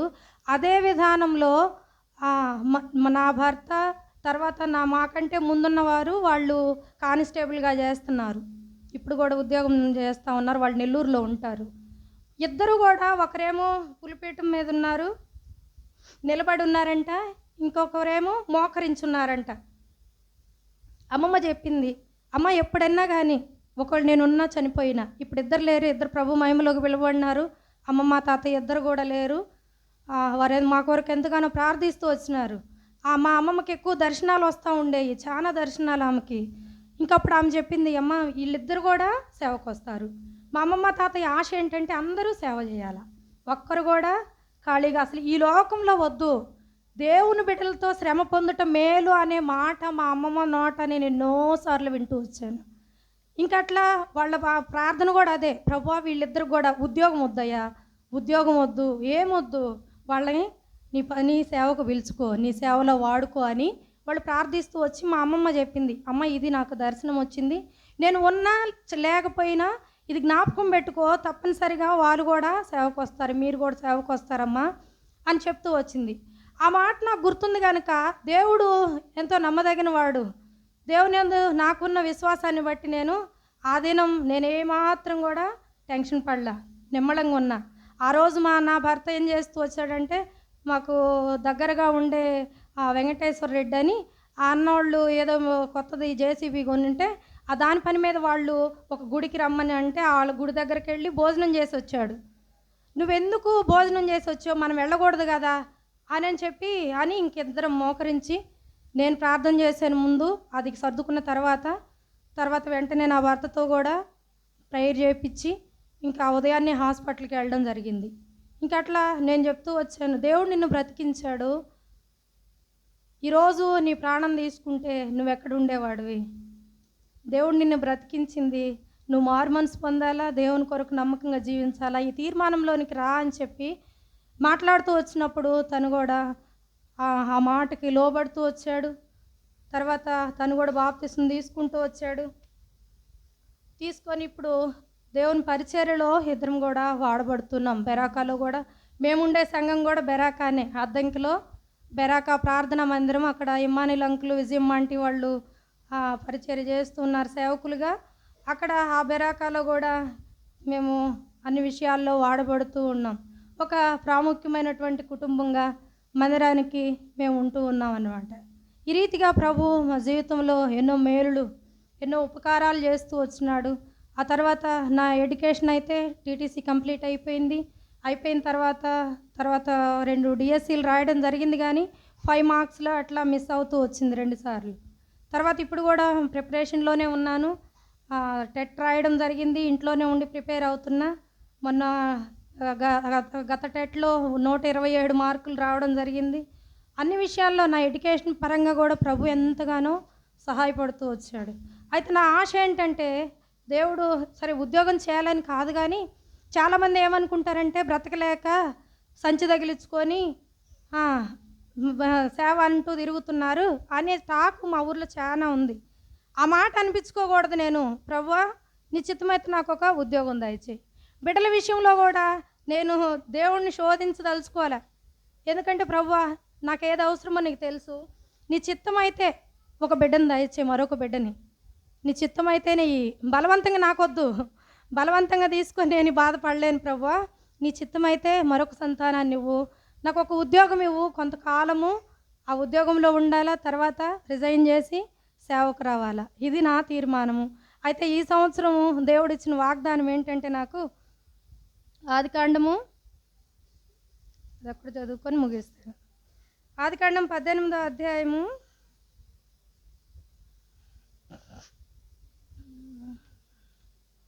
22వ అధ్యాయం, క్షమించండి, 22వ అధ్యాయము 18వ వచనము. మరియు నీవు నా మాట వినినందున భూలోకంలోని జనములన్నీ నీ సంతానము వలన ఆశీర్వదించబడును, నా తోడని ప్రమాణం చేసి ఉన్నానని యెహోవా సెలవిచ్చినాను. ఈ వాగ్దానం నాకు ఇది 2వసారి రావడం. ఇంతకుముందు గత దినాల్లో ఒకసారి వచ్చింది, ఇది 2వసారి వచ్చింది ఈ వాగ్దానము. ఇది మా ఆంటీకి చూపించినప్పుడు ఇది రావణోత్తరంలో తీసుకోవడం జరిగింది. అక్కడే మామయ్య వాళ్ళు అక్కోళ్ళు అంటూ వచ్చారు, అమ్మ ఇది సేవ వాగ్దానం అని. ఈ సంవత్సరం మేమిద్దరం ఏం తీర్మానం చేసుకున్నామంటే, ప్రభువా పిలిస్తే ఇద్దరికి సేవ వాగ్దానాలు రావాలా, ఇద్దరికి సేవ వాగ్దానం వస్తే నువ్వు మాట్లాడితే సేవకు వస్తాము. నా ఉద్దేశం అయితే నేను ఉద్యోగం చేసి రావాలా, నీ చిత్తమైతే ప్రభువా మరి ఇద్దరికి సేవ వాగ్దానాలు రావాలి అనుకుంటూ వచ్చినప్పుడు నా భర్తకు వచ్చిన వాగ్దానం, నేను మిమ్మును మీ పిల్లలను పోషించదు, ఆదికాండం 50వ అధ్యాయంలో వచ్చింది. ఆ 2 వాగ్దానాలు ఆంటీకి చెప్పినప్పుడు నా వాగ్దానం చూడగానే ఆంటీ అన్నారు, విజయమ్మ ఆంటీ, అమ్మ ఇది సేవ వాగ్దానం అమ్మ అంటున్నారు. అంటే పిల్లలు సంతానం అంటే ఆత్మీయమైన పిల్లలమ్మ, ఆత్మీయమైన పిల్లలు అని చెప్పి మాట్లాడుతూ వచ్చారు. ఆ రీతిగా దేవుడు ఇంకా స్పష్టంగా మాట్లాడిన కొలది మేము పరిచర్యకి రావడానికి దేవుడు కృప చూపించినట్లు మీ ప్రార్థనలో జ్ఞాపకం చేసుకునండి. నాకు ఒక బాబు పేరు జోయల్ జాన్, నా భర్త పేరు బోయజ్. బాబు ఇంటర్మీడియట్ 2nd ఇయర్ చదువుతున్నాడు విజయవాడ జెన్సిస్లో. తను కూడా జేఈ మెయిన్స్ ఎగ్జామ్ రాశాడు. నేను 24వ తారీఖు రాశాడు, మంచిగానే రాశానన్నాడు. ప్రభు కృప చూపించి సీట్ రావడానికి ప్రభు కృప చూపించినట్లుగా మేము ఈ ప్రార్థనలో మా కుటుంబం కొరకు జ్ఞాపకం చేసుకునవలసిందిగా ప్రేమపూర్వకంగా మనవి చేసుకుంటూ ఉన్నాను. దేవుడి సాక్ష్యం దీవించునుగాక.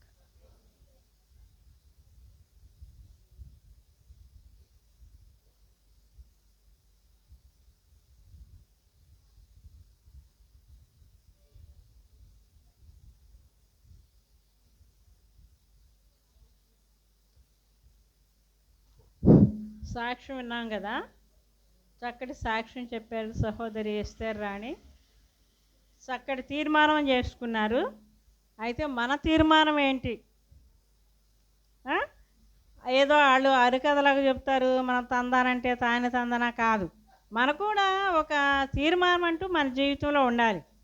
వచ్చి వెళ్ళటం కాదు, కానీ మన జీవితంలో తీర్మానం అనేది అవసరం. ఎవరు వెళ్ళిపోవద్దు.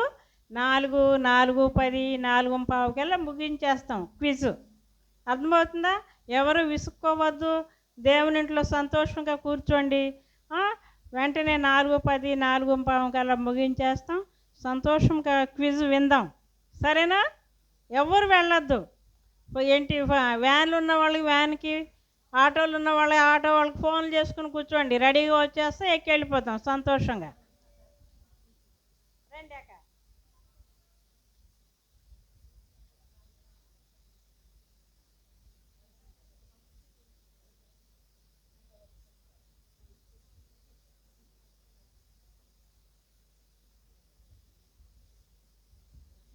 ఇంకో విషయం ఏంటంటే, సేవకురాళ్ళు ఎవరు మాట్లాడద్దు దయచేసి.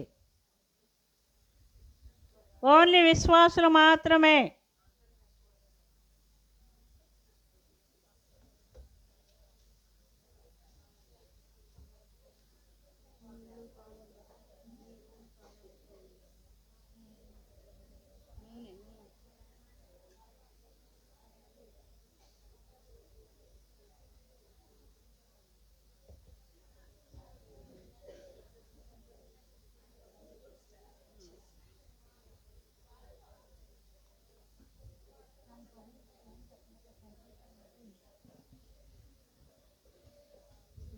చిన్న ప్రార్థన చేద్దాం సాక్ష్యం నిమిత్తమై.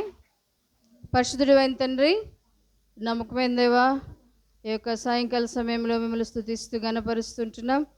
చెప్పబడిన సాక్ష్యాన్ని బట్టి మీకు వందనములు. భవిష్యత్ దినాల్లో మీరు ఇచ్చిన వాగ్దానాల మేరకు ఎస్తేర్ బోయజ్ కూడా మిమ్మల్ని సేవించడం కొరకే వారిని సిద్ధపరచమని ప్రార్థన చేస్తూ ఈ సాక్ష్యాన్ని ముద్రించమని, క్విజ్ సమయం కొరకే క్విజ్ సమయాన్ని దీవెనకరంగా ఉంచమని యేసు ప్రభు యొక్క శక్తిగల నామంలో ప్రార్థించి వేడుచున్నాం తండ్రి.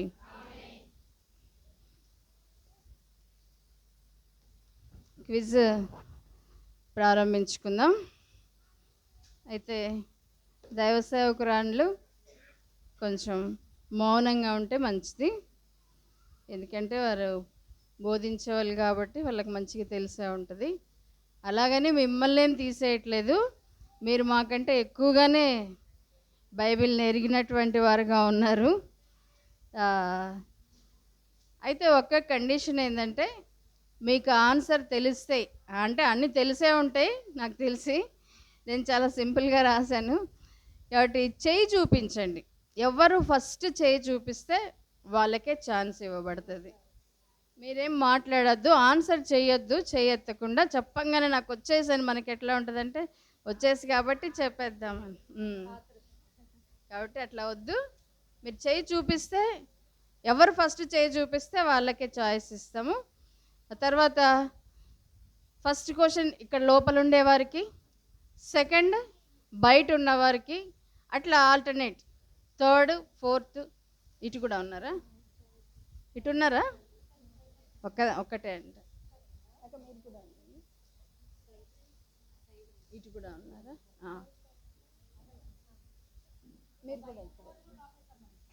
ఇటు ఎవరైనా ఉంటే లోపలికి వచ్చేయండి. ఫస్ట్ క్వశ్చన్ ఇక్కడ, సెకండ్ బయట, థర్డ్ ఇటువైపు ఉన్నటువంటి వారు మీ చేయి చూపించండి. అక్కడ సేవకురాళ్ళు ఉంటారు బయట, అక్కడొకళ్ళు. దాన్ని బట్టి మీకు ఛాన్స్ ఇస్తారు. సరేనా? రెడీనా? మేము ఒక వస్తువు చూపిస్తాము, దాన్ని మీరు చెప్పాలి అంతే. ఫస్ట్ క్వశ్చన్ లోపల ఉండేవారికి.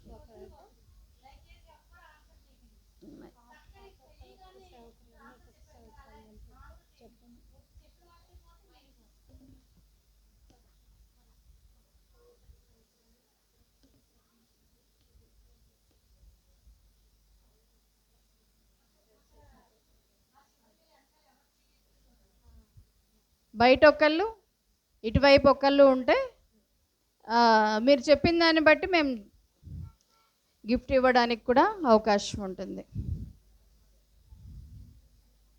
స్టార్ట్ చేసుకుందామా? రెడీనా? బయట ఉన్నారా?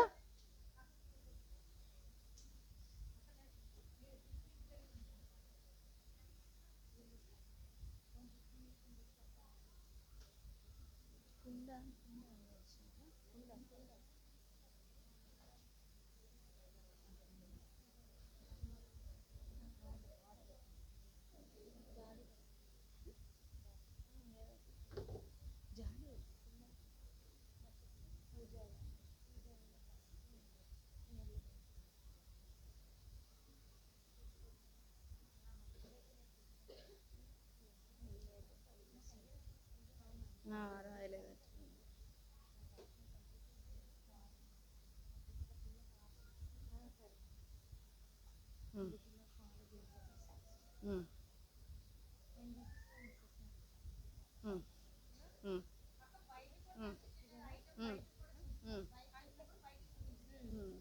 చూపించు.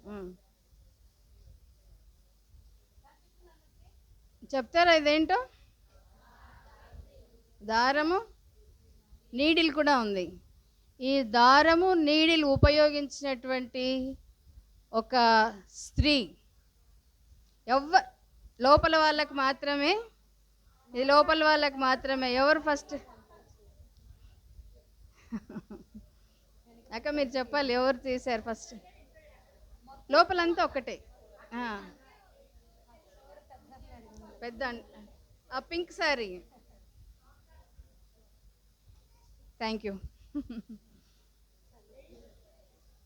గిఫ్ట్స్ పిండి పిండి చెప్పిన వాళ్ళు మళ్ళా చెప్పొద్దు దయచేసి, ఇతరులకు ఛాన్స్ ఇద్దాం. రెండోది, బయట ఉన్నటువంటి బయట వెనక వైపు ఉన్నటువంటి వారు ఇదేంటో చెప్తారా? మీరు చెప్పొద్దు, మనకు తెలుసు, అందుకని నేను చెప్పింది. పింక్ శారీ. షారా.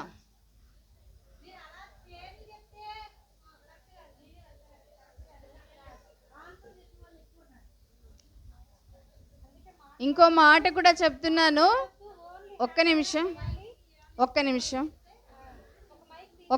నేను చెప్పేది వినండి. రెఫరెన్స్తో సహా చెప్పాలి. రెఫరెన్స్తో కూడా, అంటే మీకు తెలుసు కాబట్టి చెప్తున్నాను. కనీసం చాప్టర్ అయినా చెప్తే, ఏ పుస్తకం అని చెప్తే మంచిది. వర్స్ ఒకవేళ గుర్తు లేకపోయినా ఏ బుక్, ఏ చాప్టర్, అది మీది కాదు కదా.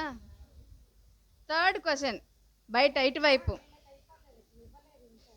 అది ఇచ్చేయండి. అయిపోయింది, చెప్పారు, షారా అని చెప్పారు. థర్డ్ పాస్ చేసేయండి. నూనె కుండ, నూనె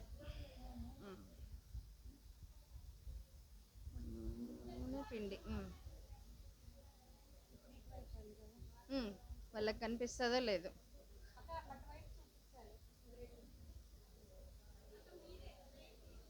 మీరెవ్వరు మాట్లాడొద్దు. మనం ఎంత సైలెంట్గా ఉంటే అంత మంచిది. కాసేపు సియోనులో మౌనంగా ఉండుట మనకు తెలుసు. నేను ముందే చెప్పాను, మీకు అన్నీ తెలుసు. మీకు రైట్ సైడ్లో ఉన్న వాళ్ళకి కాబట్టి మీరు మౌనంగా ఉంటే పిండిని నూనెను ఉపయోగించినటువంటి ఆ స్త్రీ లేకపోతే అది కలిగి ఉన్నటువంటి స్త్రీ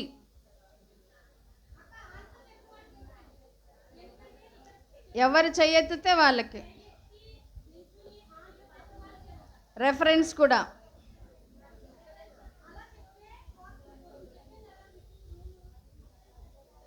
పిండిని నూనెను ఉపయోగించినటువంటి స్త్రీ కేవలం అది మాత్రమే కలిగి ఉన్న స్త్రీ. బయట వాళ్ళు కాదని అంటే అప్పుడు మీకు అయిపోయిందా? ఏం చెప్పారు? ఓకే, మీరు చెప్పలేదుగా. ఎవరికి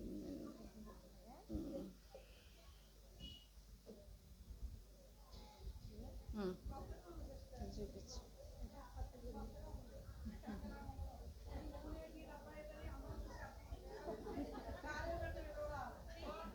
ఓకే ఓకే, థర్డ్ ఫోర్త్ లోపల ఉన్నటువంటి వారు చెయ్యి ఎత్తిన వారికి మాత్రమే. అక్క చూస్తూ ఉంటారు ఎవరు అనేది గమనించండి. ఎవరు ఫస్ట్ ఎత్తితే వాళ్ళు. ఇవి తెలుసా?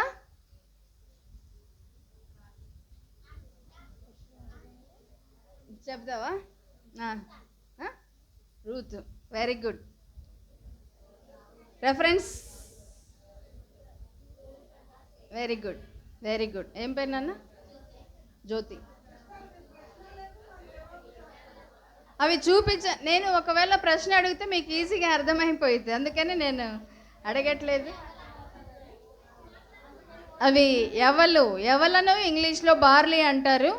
అవి బార్లీ గింజలు, మీకు తెలుసు కదా, అందుకనే నేను పేరు చెప్పాల. చెప్పేస్తే ఈజీగా అనుకుంటారు.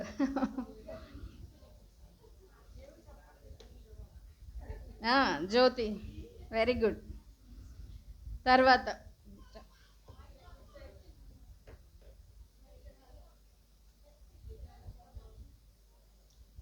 బుట్ట అయితే మేము రియల్గా తేలేకపోయాము. లాస్ట్ వెనక వైపు వాళ్ళకి కనబడలేదా?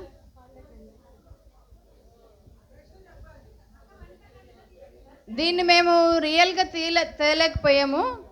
అయితే దాన్ని ఉపయోగించినటువంటి స్త్రీ ఎవరో వెనక వైపు బయట ఉన్నటువంటి వారు. చేయి చూపించండి. ఆ బుట్టను ఉపయోగించినటువంటి స్త్రీ చేయి ఎత్తండి. ఇంతవరకు చెప్పిన వాళ్ళు కాదు.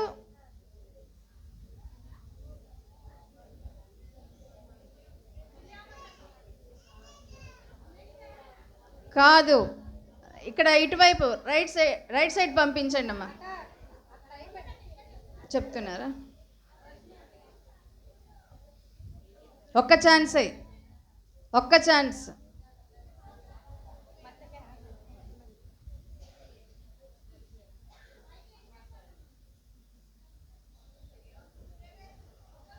Very good.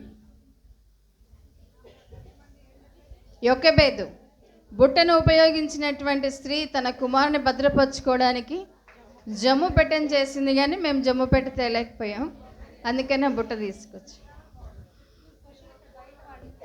ఇప్పుడు రైట్ సైడ్లో ఉన్నటువంటి వారికి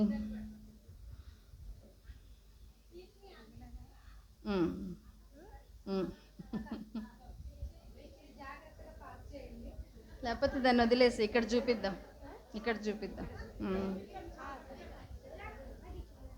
ఒక్క నిమిషం. దీనిలో ఉండాలి, ఇది పంపించు.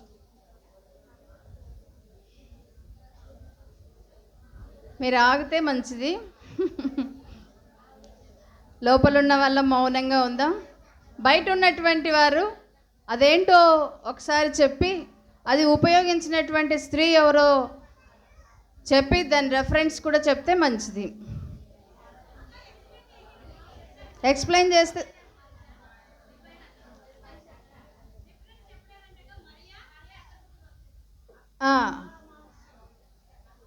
రెఫరెన్స్ చెప్పలేదా? యోహాను సువార్త 12వ అధ్యాయం 3వ వచనం. ఓకే. ఇప్పుడు తిరిగి వెళ్ళి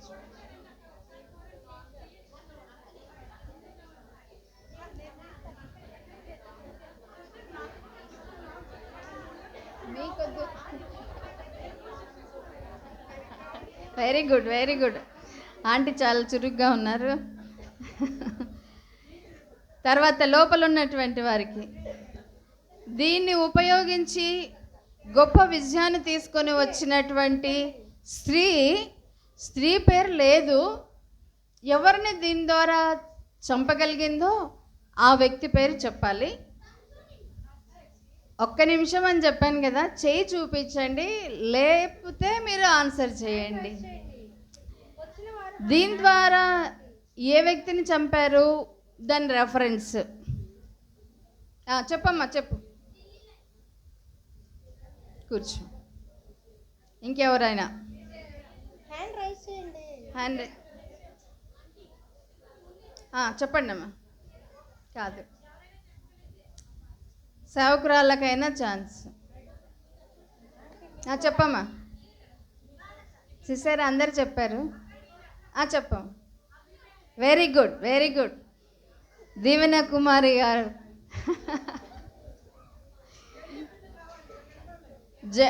న్యాయాధిపతులు 9వ అధ్యాయంలో రాయబడి ఉంటుంది. ఒక స్త్రీ ఆ గోపురం దగ్గర నుంచి పైనుంచి తిరగలరాయి అభిమెలెకు తల మీద వేస్తే తల పగిలి ఆయన చనిపోతాడు. అప్పుడు విజయం వాళ్ళకి. తర్వాత వెనక బ్యాక్ సైడ్ ఉన్నటువంటి వారు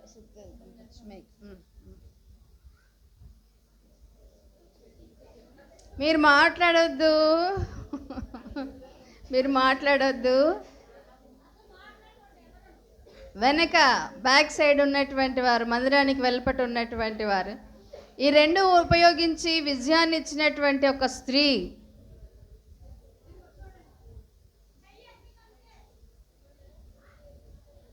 ఇంతకుముందు చెప్పని వారు.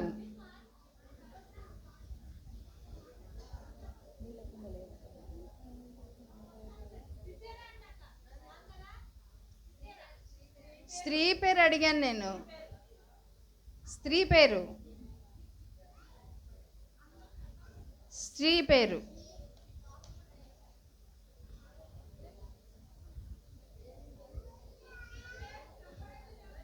అది వాడికి పంపించు బయటకు.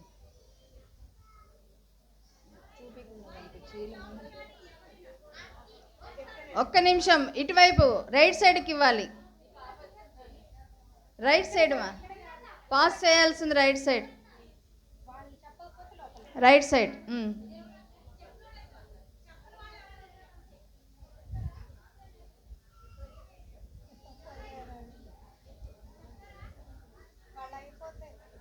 రైట్ సైడ్ ఎవరు లేరా? అక్కడ అమ్మాయి లే యాయేలు. Reference very good. క్లాప్స్ వద్దు దయచేసి.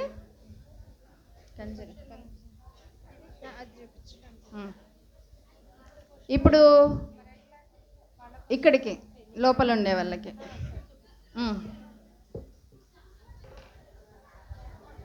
అందరు రెడీ, అందరు రెడీ. చెప్పండి. Very good. రెఫరెన్స్ యెహోషువ. లేవండి.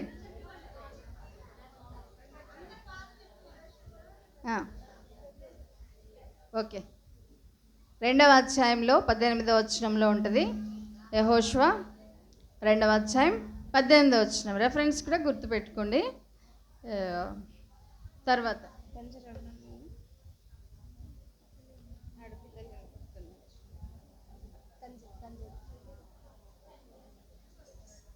బ్యాక్ సైడ్, బ్యాక్ సైడ్ వెనక్కి పంపించు.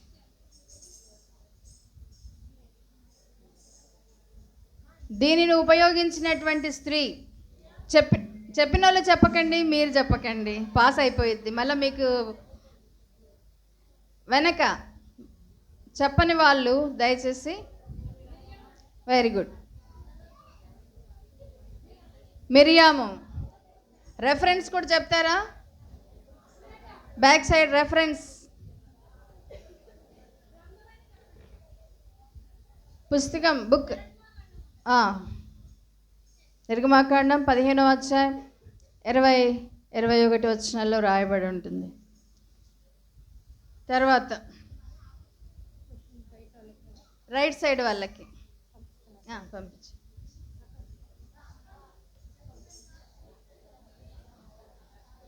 బయట ఇటు right side.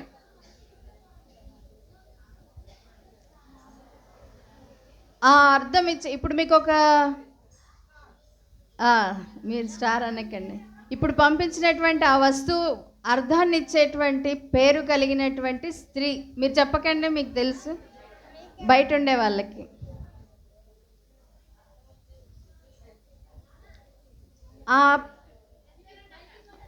Very good. Esther.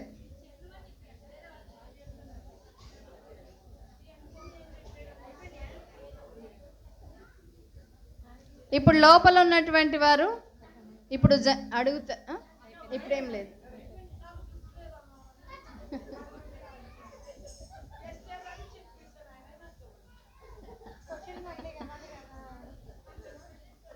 సరే, ఇప్పుడేం చూపించట్లేదు, అడుగుతాను. రెఫరెన్స్ చెప్పండి. ఎవరు? దాని రెఫరెన్స్.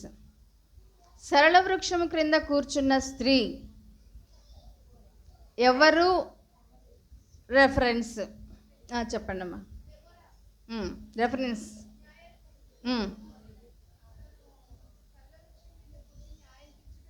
ఓకే.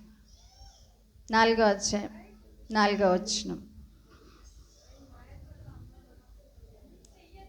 బ్యాక్ సైడ్ వెనక మందిరం బయట ఉన్నటువంటి వారు పొలములో కూర్చున్న వ్యక్తి. ఇప్పుడు సరళ వృక్షం క్రింద కూర్చున్న వ్యక్తి, నెక్స్ట్ పొలంలో కూర్చున్న వ్యక్తి, ఒక స్త్రీ ఉన్నారు. మీరు ఆగండి, కానీ అది కాదు కూడా. మీరు వెనక వైపు ఉన్నటువంటి వారు పొలంలో కూర్చున్న వ్యక్తి ప్రభు దర్శనాన్ని పొందింది. ఆ స్త్రీ ఎవరో, ఆ బుక్ ఏదో, ఆ అధ్యాయం ఏదో చెప్తే మంచిది. వెనక వైపు అమ్మా. సిస్టర్, లేడీస్ని మాత్రమే చూస్తున్నాము, బ్రదర్స్ని కాదు. బైబిల్లో ఉన్న వెరీ గుడ్. నెక్స్ట్ రైట్ సైడ్లో ఉన్నటువంటి వారు పాదముల దగ్గర కూర్చున్న స్త్రీ. మీరు చెప్తే వాళ్ళకి తెలిసిపోయిందిగా. రెఫరెన్స్.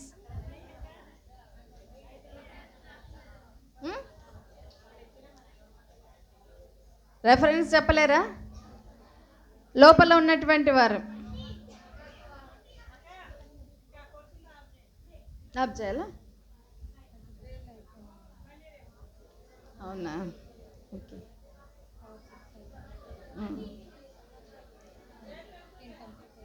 లోపల ఉన్నవారు రెఫరెన్స్తో కూడా చెబితే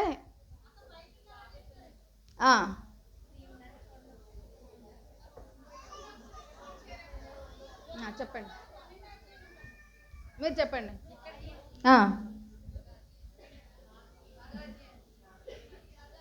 10 లూకాసు సువార్త 10వ అధ్యాయం. ఆ సిస్టర్ గ్రీన్ సార్ ఎవరో మీ ఇద్దరు చెప్పారు కాబట్టి మీ ఇష్టం. ఇంకది 2 మాత్రమే ఇవ్వము. ఒకళ్ళు అధ్యాయం చెప్పారు, ఒకళ్ళు పుస్తకం చెప్పారు. సరే, ఇంకా ఉన్నాయి కానీ సిస్టర్స్ ఆపమన్నారు కాబట్టి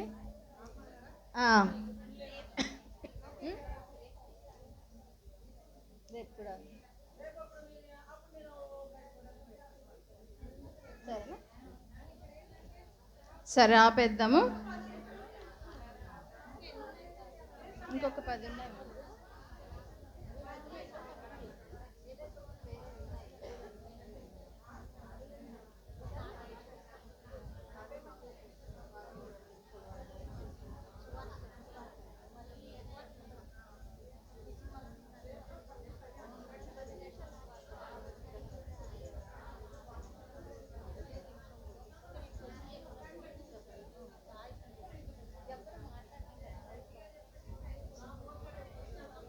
ఇంకా రెండిటికి చాయిస్ ఇచ్చారు దేవుని సిస్టర్.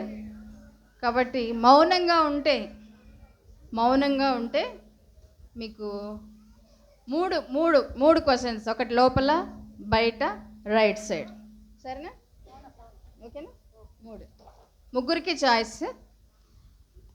మరణానికి లోపల ఉన్నటువంటి వారు, మరణానికి ముందు అలంకరించుకున్నటువంటి స్త్రీ. చెప్పిన వాళ్ళు కాదు, చెప్పండి.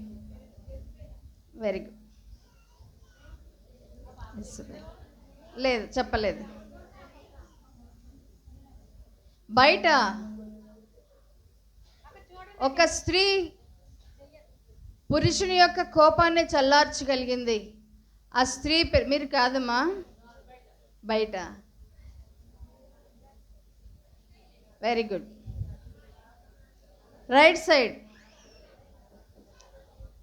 సైడ్ నాదాబు అబీహుల తల్లి. జాగ్రత్తగా వినండి. దేవుని యొక్క అగ్నిని కాకుండా దేవుడు సెలవిచ్చినటువంటి అగ్నిని తీసుకొని వెళ్ళి అక్కడ అగ్ని చేతనే కాల్చబడతారు. నాదాబు అబీహు. వారి తల్లి పేరు ఎవరికైనా గుర్తుంటే?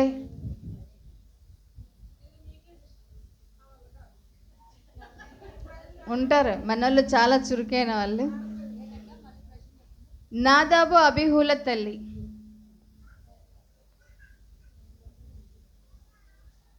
Right side.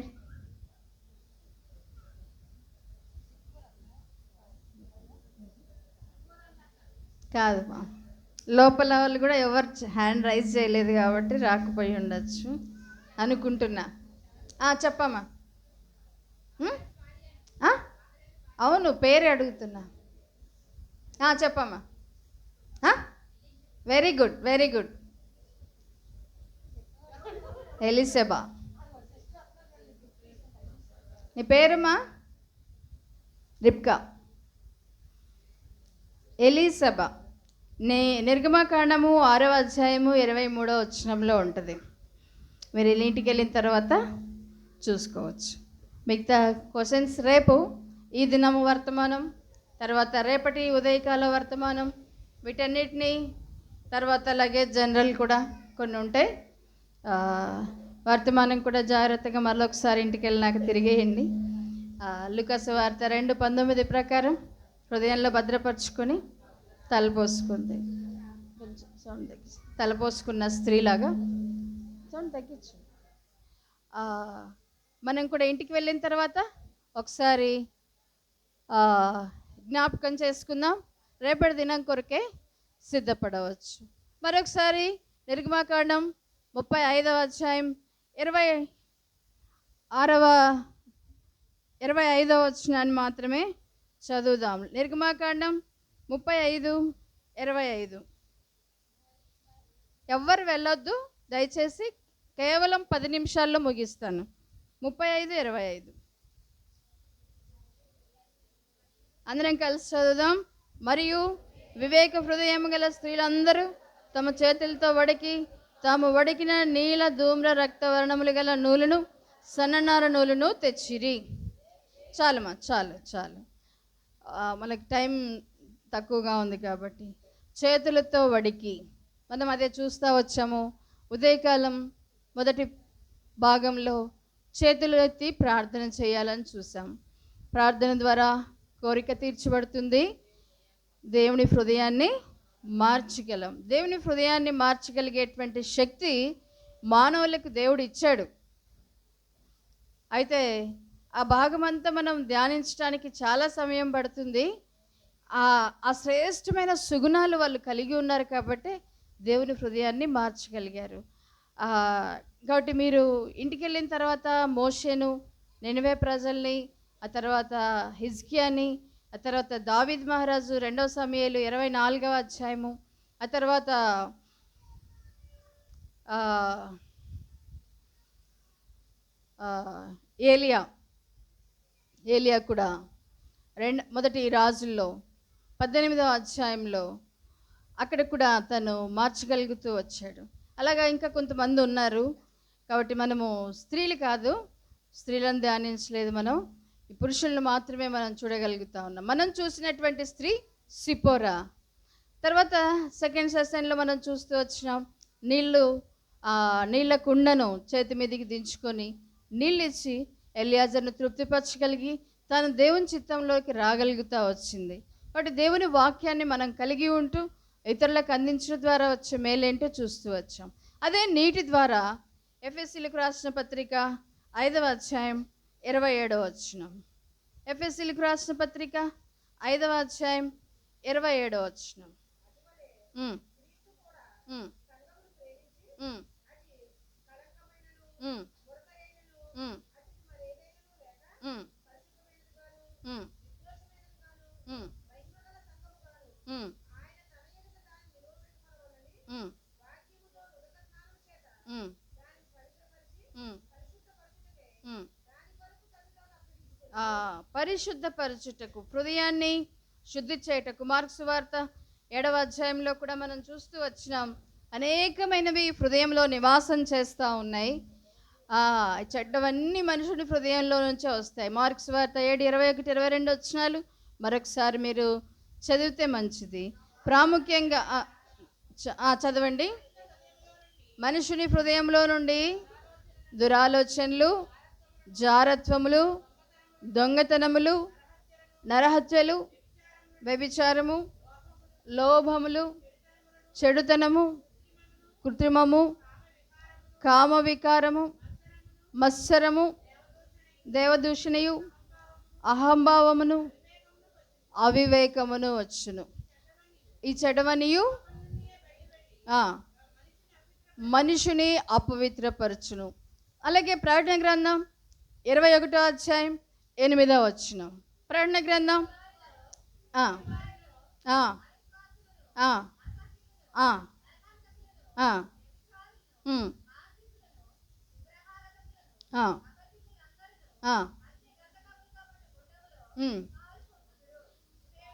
ఇది రెండవ మరణము. ప్రకటన గ్రంథం 21వ అధ్యాయం 8వ వచనంలో, మార్కు సువార్త 7వ అధ్యాయం 21-22 వచనాల్లో ఉన్నటువంటి మానవుని హృదయంలో ఉన్నటువంటి లక్షణాలు దయచేసి వినండి, జాగ్రత్తగా వినండి. ఇంకా ఎవరైతే ప్రభువును రక్షకుడిగా హృదయంలో అంగీకరించలేదో, మనం చాలా చక్కగానే దేవుని మందిరానికి వస్తూ ఉంటాం, దేవుని వాక్యం చదువుతూ ఉంటాం, దేవుని వాక్యం వింటూ ఉంటాం, కానీ హృదయంలో ఇవన్నీ నివాసం చేస్తూనే ఉంటాయి. కాబట్టి ఈ సాయంకాల సమయంలో ఎవరి జీవితంలోనైనా, ఎవరి హృదయంలోనైనా ఇక్కడ కూర్చున్నటువంటి వారు, వింటూ ఉన్నటువంటి వారు ఎవరైనా సరే, చిన్నపిల్లలు కావచ్చు, యవనస్తులు కావచ్చు, పెద్దవారు కావచ్చు, బయట వింటూ ఉన్నటువంటి వారు ఎవరైనా సరే, పిరికివారు, అవిశ్వాసులు, అసహ్యులు, నరహంతకులు, వ్యభిచారులు, మాంత్రికులు, విగ్రహారాధికులు, వీటిలో మనలో ఇక్కడ కూర్చున్నటువంటి వారిలో ఇంకా రక్షణ అనుభవం లేనటువంటి వారు, ప్రభు నామమందు విశ్వాసం ఉంచినటువంటి వారు, యవనస్తులు కావచ్చు, పెద్దలు కావచ్చు, ఎంత వాక్యం విన్నా ప్రభువునందు విశ్వాసం ఉంచకపోతే వాక్యం విన్నా కూడా వ్యర్థమే. విన్న వాక్యము ఆకాశ పక్షులు ఎత్తుకొని పోతూ ఉంటాయి. కాబట్టి ఈ సాయంకాల సమయంలో ఇవి ఒక్కొక్కటి మనం ధ్యానిస్తే చాలా సమయం పడుతుంది, కానీ ఇంకా విశ్వాసం ఉంచినటువంటి వారు, రోమీయులకు రాసిన పత్రిక 10వ అధ్యాయం 9వ వచనాల్లో చెప్పబడినట్లుగా 9-10 వచనాల్లో యేసు ప్రభువని ఒప్పుకొని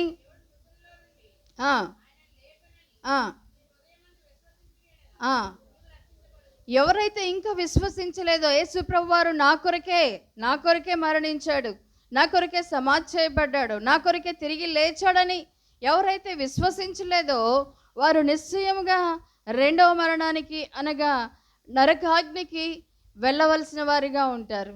ఈ భూమి మీద మనం వంట చేసేటప్పుడు లేక ఏదైనా నిప్పు పడితే లేకపోతే ఆయిల్ ఏదైనా మీద పడి కాలితే ఆ చిన్నదానినే మనం సహించలేము. అలాంటిది యుగాయుగములు కాలవలసినటువంటి ఆ నిత్య నరకాగ్నిలో ఎలా కాలగలం?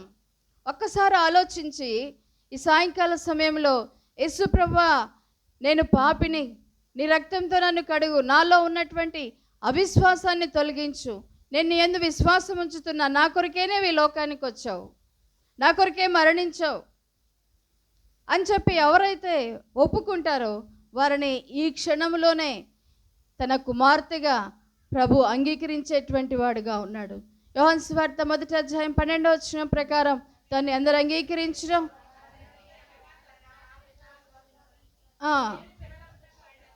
ఆయన అధికారం, ఆయన కుమార్తెగా పిలువబడేటువంటి అధికారాన్ని ప్రభు అనుగ్రహించేటువంటి వాడుగా ఉన్నాడు. 21వ అధ్యాయం 8వ వచనంలో మార్కు సువార్త 7వ అధ్యాయంలో ఉన్నటువంటి ఆ 13 ఇక్కడ ఉన్నటువంటి 8 విషయాలు ఒకవేళ మనలో ఉన్నాయేమో ఒకసారి పరీక్షించుకుందాం. పిల్లలైనా, యవనస్తులైనా, పెద్దవారైనా. ఈ సాయంకాలం శ్రేష్టమైనటువంటి సమయం, చివరి గడియల్లో, చివరి క్షణాల్లోనికి వచ్చాము. ఈ కూడిక ముగింపులోనికి వచ్చిన వారు వచ్చిన విధంగానే వెళ్ళిపోకుండా, అలాగే నీ హృదయాన్ని, పాపముతో నింపబడిన హృదయాన్ని నీవు అలాగే తీసుకొని వెళ్ళకుండా యేసుప్రభుకు అర్పిస్తే యేసుప్రభు నేను గొప్ప సంతోషంతో, చెప్పనసక్యమును మహిమాయుక్తమైనటువంటి సంతోషంతో నింపుతాడు. నేను రక్షింపబడ్డానికి కూడా ఒకటే కారణం, నువ్వు ఇక్కడి నుంచి వెళ్తూ ఉంటే యాక్సిడెంట్ అయ్యి చనిపోతే ఏం చేస్తావు అన్నప్పుడు ఆ వెంటనే ఇంకా మళ్ళా మాట్లాడలేదు, నేను ప్రభుకు లోబడతా వచ్చా. మరి సాయంకాల సమయంలో ఎవరు ఎప్పుడు ఎక్కడో మరణాలు ఎంతో, చిన్నపిల్లలు తేడా లేదు, యవనస్తులని లేదు. అప్పుడు నాకు బాగా గుర్తొస్తూ ఉంటుంది మా చిన్నతనంలో మరణాలు. పెద్దవారైనటువంటి వారందరూ కూడా తెలుసు, చాలా అరుదుగా ఉండే. నేను ఒక్కొక్కసారి లెక్క పెట్టుకుంటూ ఉంటాను. నేను చిన్నప్పుడు ఆ సంఘంలో ఉన్నప్పుడు ఎంతమంది చనిపోయారంటే అసలు గుర్తే లేదు, ఎవరు చనిపోయినట్లు అనిపించట్లే. ఇప్పుడు చూస్తే ఎక్కడ చూసినా మరణాలే, ఆకస్మికమైనటువంటి మరణాలు. మరి నీ జీవితం, నా జీవితం ఎప్పుడు ముగిస్తుందో తెలీదు. ప్రభువుని అంగీకరించకుండా ముగిస్తే మన కొరకు నోరు తెరుచుకొని, అపరిమితముగా నోరు తెరుచుకొని ఉన్నటువంటి పాతాళం ఎదురు చూస్తూ ఉంది. ప్రభువుని అంగీకరించి చనిపోతే లూకా సువార్త 16వ అధ్యాయంలోని ఆ దరిద్రుడి వలె అబ్రహాము రొమ్మున ఆనుకోవడానికి ప్రభు సిద్ధపరుస్తాడు. కాబట్టి సాయంకాల సమయంలో ప్రభువు లేకుండా వెళ్ళవద్దని నేను సవినయంగా మనవి చేస్తూ ఉన్నా. నిన్ను ప్రేమించి నీ కొరకు ప్రాణం ఇచ్చినటువంటి ప్రభువైన యేసుక్రీస్తు వారి కంటే ప్రేమించేవారి భూమి మీద ఎవరు లేరు. తల్లిదండ్రులైనా సరే, అన్నదమ్ములైనా సరే, లేకపోతే నువ్వు ప్రేమించే ఏ వ్యక్తి అయినా సరే నీ కొరకు ప్రాణం ఇవ్వలేరు, కానీ నీ ప్రాణాన్ని తీయటానికి సిద్ధంగా ఉంటారు.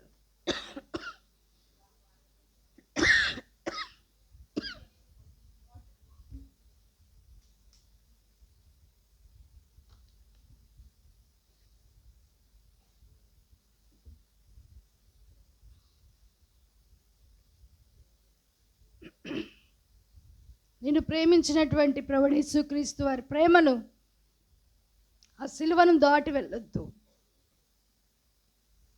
ప్రభు ప్రేమ, ఆ ప్రేమకు కొలతలు లేవు, హద్దులు లేనటువంటి ప్రేమ. ఆ ప్రేమను దాటి వెళ్తే నిత్య నరకాగ్ని మన కొరకు ఎదురు చూస్తూ ఉంది. కాబట్టి దయచేసి ఈ సమయంలో ప్రభువుని అంగీకరించు. నువ్వు చేయవలసిన పని ఏం లేదు, మనకు తెలిసినటువంటి విషయమే, ఎన్నోసార్లు మీరు విని ఉంటారు.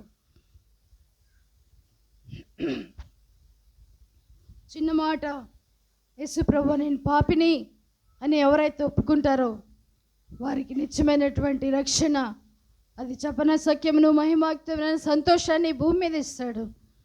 పరలోక రాజ్యంలో నిత్యమైనటువంటి జీవాన్ని ప్రభు మనకి ఇస్తాడు.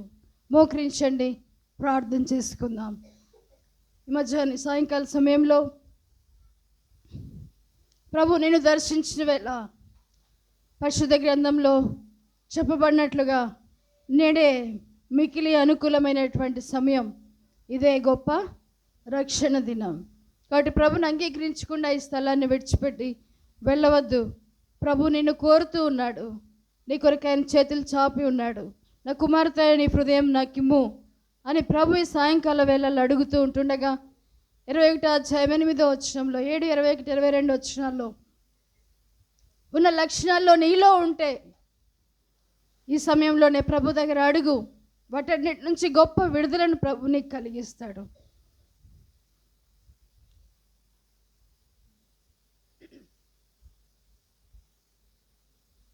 మోకరించండి, ప్రార్థన చేసుకోండి. ప్రభు నేను పాపినని ప్రభు దగ్గర ఒప్పుకున్నవారు ఎవరైనా ఉంటే మీ చేయి చూపించండి, మీ కొరకు ప్రార్థన చేస్తారు.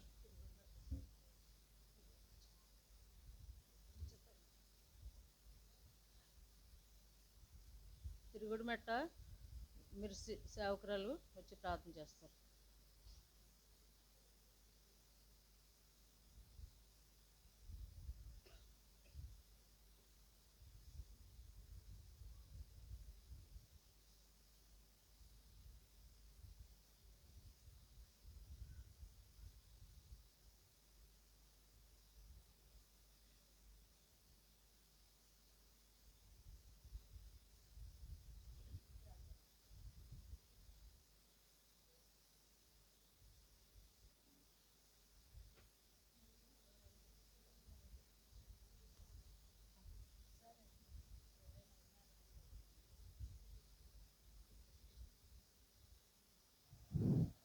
అందరు మోకరించండి, ప్రార్థన చేసుకుంటాం.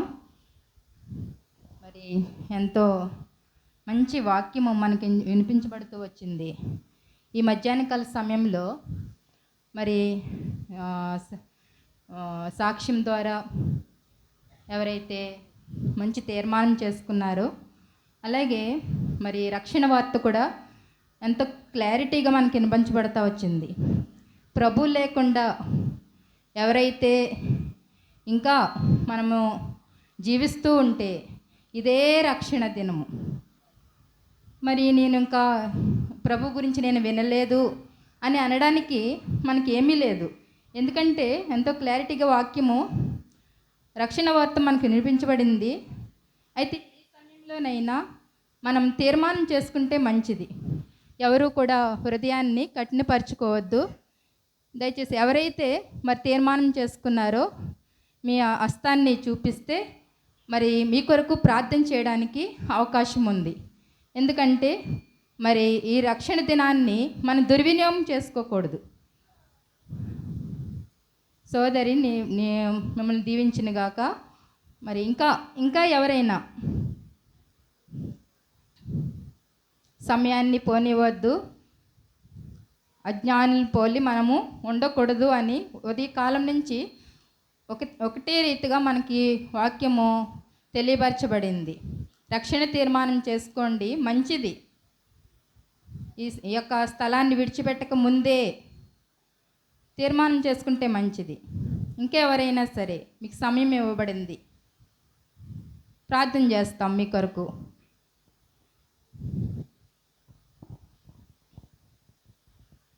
ప్రేమ నమ్మకం కలిగిన పరిశుద్ధమైన మా తండ్రి, ఘనమైన దేవా, మీకెన్నో వందనాలు, స్తోత్రాలు. ఎన్నో దినాలుగా ప్రభా ఈ కూడికల కొరకు ప్రార్థించిన రీతిగా ఎంతో మంచి సమయాన్ని మీరు మాకు అనుగ్రహించి ఈ దాసరాలను పీబీ అక్కగారిని మీరు నడిపిస్తూ వచ్చినందుల కొరకే వందనాలు దేవా. మరి తండ్రి, ఈ యొక్క తాళ్లపాలె గ్రామంలో ఈ యొక్క షోమ్రోను ప్రార్థనా మందిరాన్ని బట్టి మీ నామాన్ని స్తుతిస్తూ ఘనపరుస్తూ ఆరాధిస్తూ వస్తున్నాం దేవా. ఈ స్థలంలో నీ దాసుడు రవణ కొరకు ప్రభా, మరి తండ్రి సిస్టర్ దీవెన కొరకు వందనాలు చెల్లించుకుంటూ వస్తున్నాం. బిడ్డల కొరకు వందనాలు చెల్లించుకుంటూ వస్తున్నాం ప్రభా. వారు ఎంతగానో ప్రభా ఈ పరిచర్యల్లో బహుగా మీరు వాడుకుంటూ వచ్చినందుల కొరకై స్తోత్రాలు. ఈనాటి వరకు ప్రభా మీరు తోడుగా ఉండి అనేక పరిస్థితుల్లో సహాయం చేస్తూ ప్రభా మీరు వారిని కాపాడుతూ భద్రపరుస్తూ వచ్చిన ప్రేమ కొరకే వందనాలు. ఈ రీతిగా కూడికలు కలిగి ఉండడానికి ప్రభా మీరు ఇచ్చిన ఈ తరుణం కొరకై వందనాలు స్తోత్రాలు చెల్లించుకుంటూ వస్తున్నాం. ప్రభా ఇచ్చిన థీమ్ కొరకే వందనాలు. ప్రభా మరి తండ్రి నాయన మరి జ్ఞానం పోలు మేము నడుచుకోవాలని ఎన్నో విధాలుగా నీ వాక్యాలు అందించబడుతూ వచ్చినాయి. ప్రభా చేతులతో ఎట్లా ప్రార్థించాలో, ఎట్లా ప్రభా మీ కొరకు ప్రయాసపడాలో ప్రభా మీరు మీరు నాతో మీరు మాట్లాడుతూ వచ్చిన ప్రేమ కొరకే వందనాలు. దేవా మా హృదయాలు మేము ఆత్మీయమైన ఆలయంగా కట్టుకునే దాని కొరకు, కుటుంబాలని కట్టేదాని కొరకు, సంఘాన్ని కట్టేదాని కొరకు మేము పనిచేయాలని ప్రభా ఎన్నో రీతిలుగా మీరు హెచ్చరిస్తూ వచ్చినందుల కొరకై మీ నామాన్ని స్తుతిస్తున్నాం. ప్రభా విత్తబడిన వాక్యము ఫలింప చేయండి, వృద్ధిపరచండి. ప్రభా ఎవరు కూడా విని విడిచిపెట్టేవారిగా కాకుండా శత్రువు ప్రభా మరి వాక్యాన్ని విత్తబడిన వాక్యాన్ని ఎత్తుకుపోకుండానట్లుగా ప్రభా నీ బిడల్లో కార్యం జరిగినట్లుగా సహాయం చేయమని ప్రార్థిస్తున్నాం. దేవా మీకెన్నో వందనాలు స్తోత్రాలు. అలాగే ప్రభా మరి తండ్రి నాయన నీ దాస్తురాలని అక్కను మీరు నడిపించారు, మీకు స్తోత్రాలు. అక్కడ సంఘము కొరకై ప్రార్థిస్తున్నాం, వందనాలు చెల్లించుకుంటూ వస్తున్నాను. సహోదరి ప్రభా ఎస్తేర్ రాణి గారి కొరకు వందనాలు, వారి సాక్ష్యాన్ని బట్టి వందనాలు. ప్రభా సాక్ష్యాన్ని బట్టి ఏ రీతిగా ఆమె తీర్మానం చేసుకుంటూ వచ్చినారో ఆ తీర్మానాన్ని ముద్రించి సహాయం అనుగ్రహించండి. మేము కూడా ప్రభా ఏ రీతి కొరకు మేము ప్రయాసపడాలో ప్రభా మేము కూడా ఒక మంచి తీర్మానం చేసుకుని ఇక్కడి నుంచి వెళ్ళగలిగినట్లుగా సహాయం చేయండి. ఎవరైతే ప్రభా మరి వాక్యాన్ని విని నాయన హృదయాన్ని కఠినపరుచుకొని రక్షణ పొందలేకపోతూ వచ్చినారు, వారితో మీరు మాట్లాడండి. తిరిగి తిరిగి వారి హృదయాల్ని ప్రభా మీరు సంధించమని ప్రార్థిస్తున్నాం. ప్రభా మరి ఎంతో చివరి దినాల్లో ఉన్నాం, కడవరి దినాల్లో ఉన్నాం. మేము ఆత్మీయంగా నాయన వృద్ధిపరచబడడానికి ప్రభా మీరు ఎన్నో ఈ రీతిలుగా ప్రభా మరి కూడికలు మీరు ఏర్పాటు చేసి ఎంతో క్రయము చెల్లించి ప్రభా మేము ఆత్మీయంగా నేను ఎదిగేదాని కొరకు ఈ రీతికి మీరు సహాయపడుతూ వస్తున్నందుల కొరకే వందనాలు. దేవా మరి వాక్యము ప్రతి ఒక్కరిలో కార్యం జరిగినట్లుగా సహాయం చేయండి. ప్రభా మరి తండ్రి నాయన తీర్మానం చేసుకున్న సహోదరిని బట్టి వందనాలు. ఆ తీర్మానాన్ని మీరు స్థిరపరిచి ప్రభా ఆమెను ఇంకను ముందుకు నడిపించమని, ఆత్మీయ జీవితంలో రుద్దుపరచమని ప్రార్థిస్తూ వస్తున్నాం. ఎవరైతే కఠినపరుచుకొని ప్రభా ఇంకా తీర్మానం లేకుండా ఉంటున్నారో, రక్షణ లేకుండా ఉంటున్నారో వారిలో రక్షణ కార్యం జరిగించమని ప్రార్థిస్తున్నాం. రేపు పరిచర్య కొరకే ప్రార్థిస్తున్నాం. దేవా మీరు సహాయం చేయండి, కృప చూపించండి. ఈ రీతిగా ఈ దినం పరిచర్య ముగించుకోవడానికి మీరు సహాయపడుతొచ్చిన ప్రేమ కొరకై మరొకసారి మీకు స్తోత్రాలు చెల్లించుకుంటూ మా ప్రభును ప్రియరక్షకుడైన యేసుక్రీస్తు వారి అతి శ్రేష్టమైన నామమున స్తుతించి ఆరాధించి ప్రార్థించి వేడుకుంటున్నాం తండ్రి, ఆమేన్. మన ప్రభువైన యేసుక్రీస్తు వారి కృప మనకు సకల పరిశుద్ధులకు ముఖ్యంగా చేరవచ్చిన వారికి సదాకాలం తోడై నడిపించునుగాక, ఆమేన్. సహాయపడిన్ తాన పగించుకొని మనకై మనలో నడిపి సుఖముగను మనలో సాధ్యమునే పెంచి కను పాపగా తనకు సాధ్యమునే పెంచి కను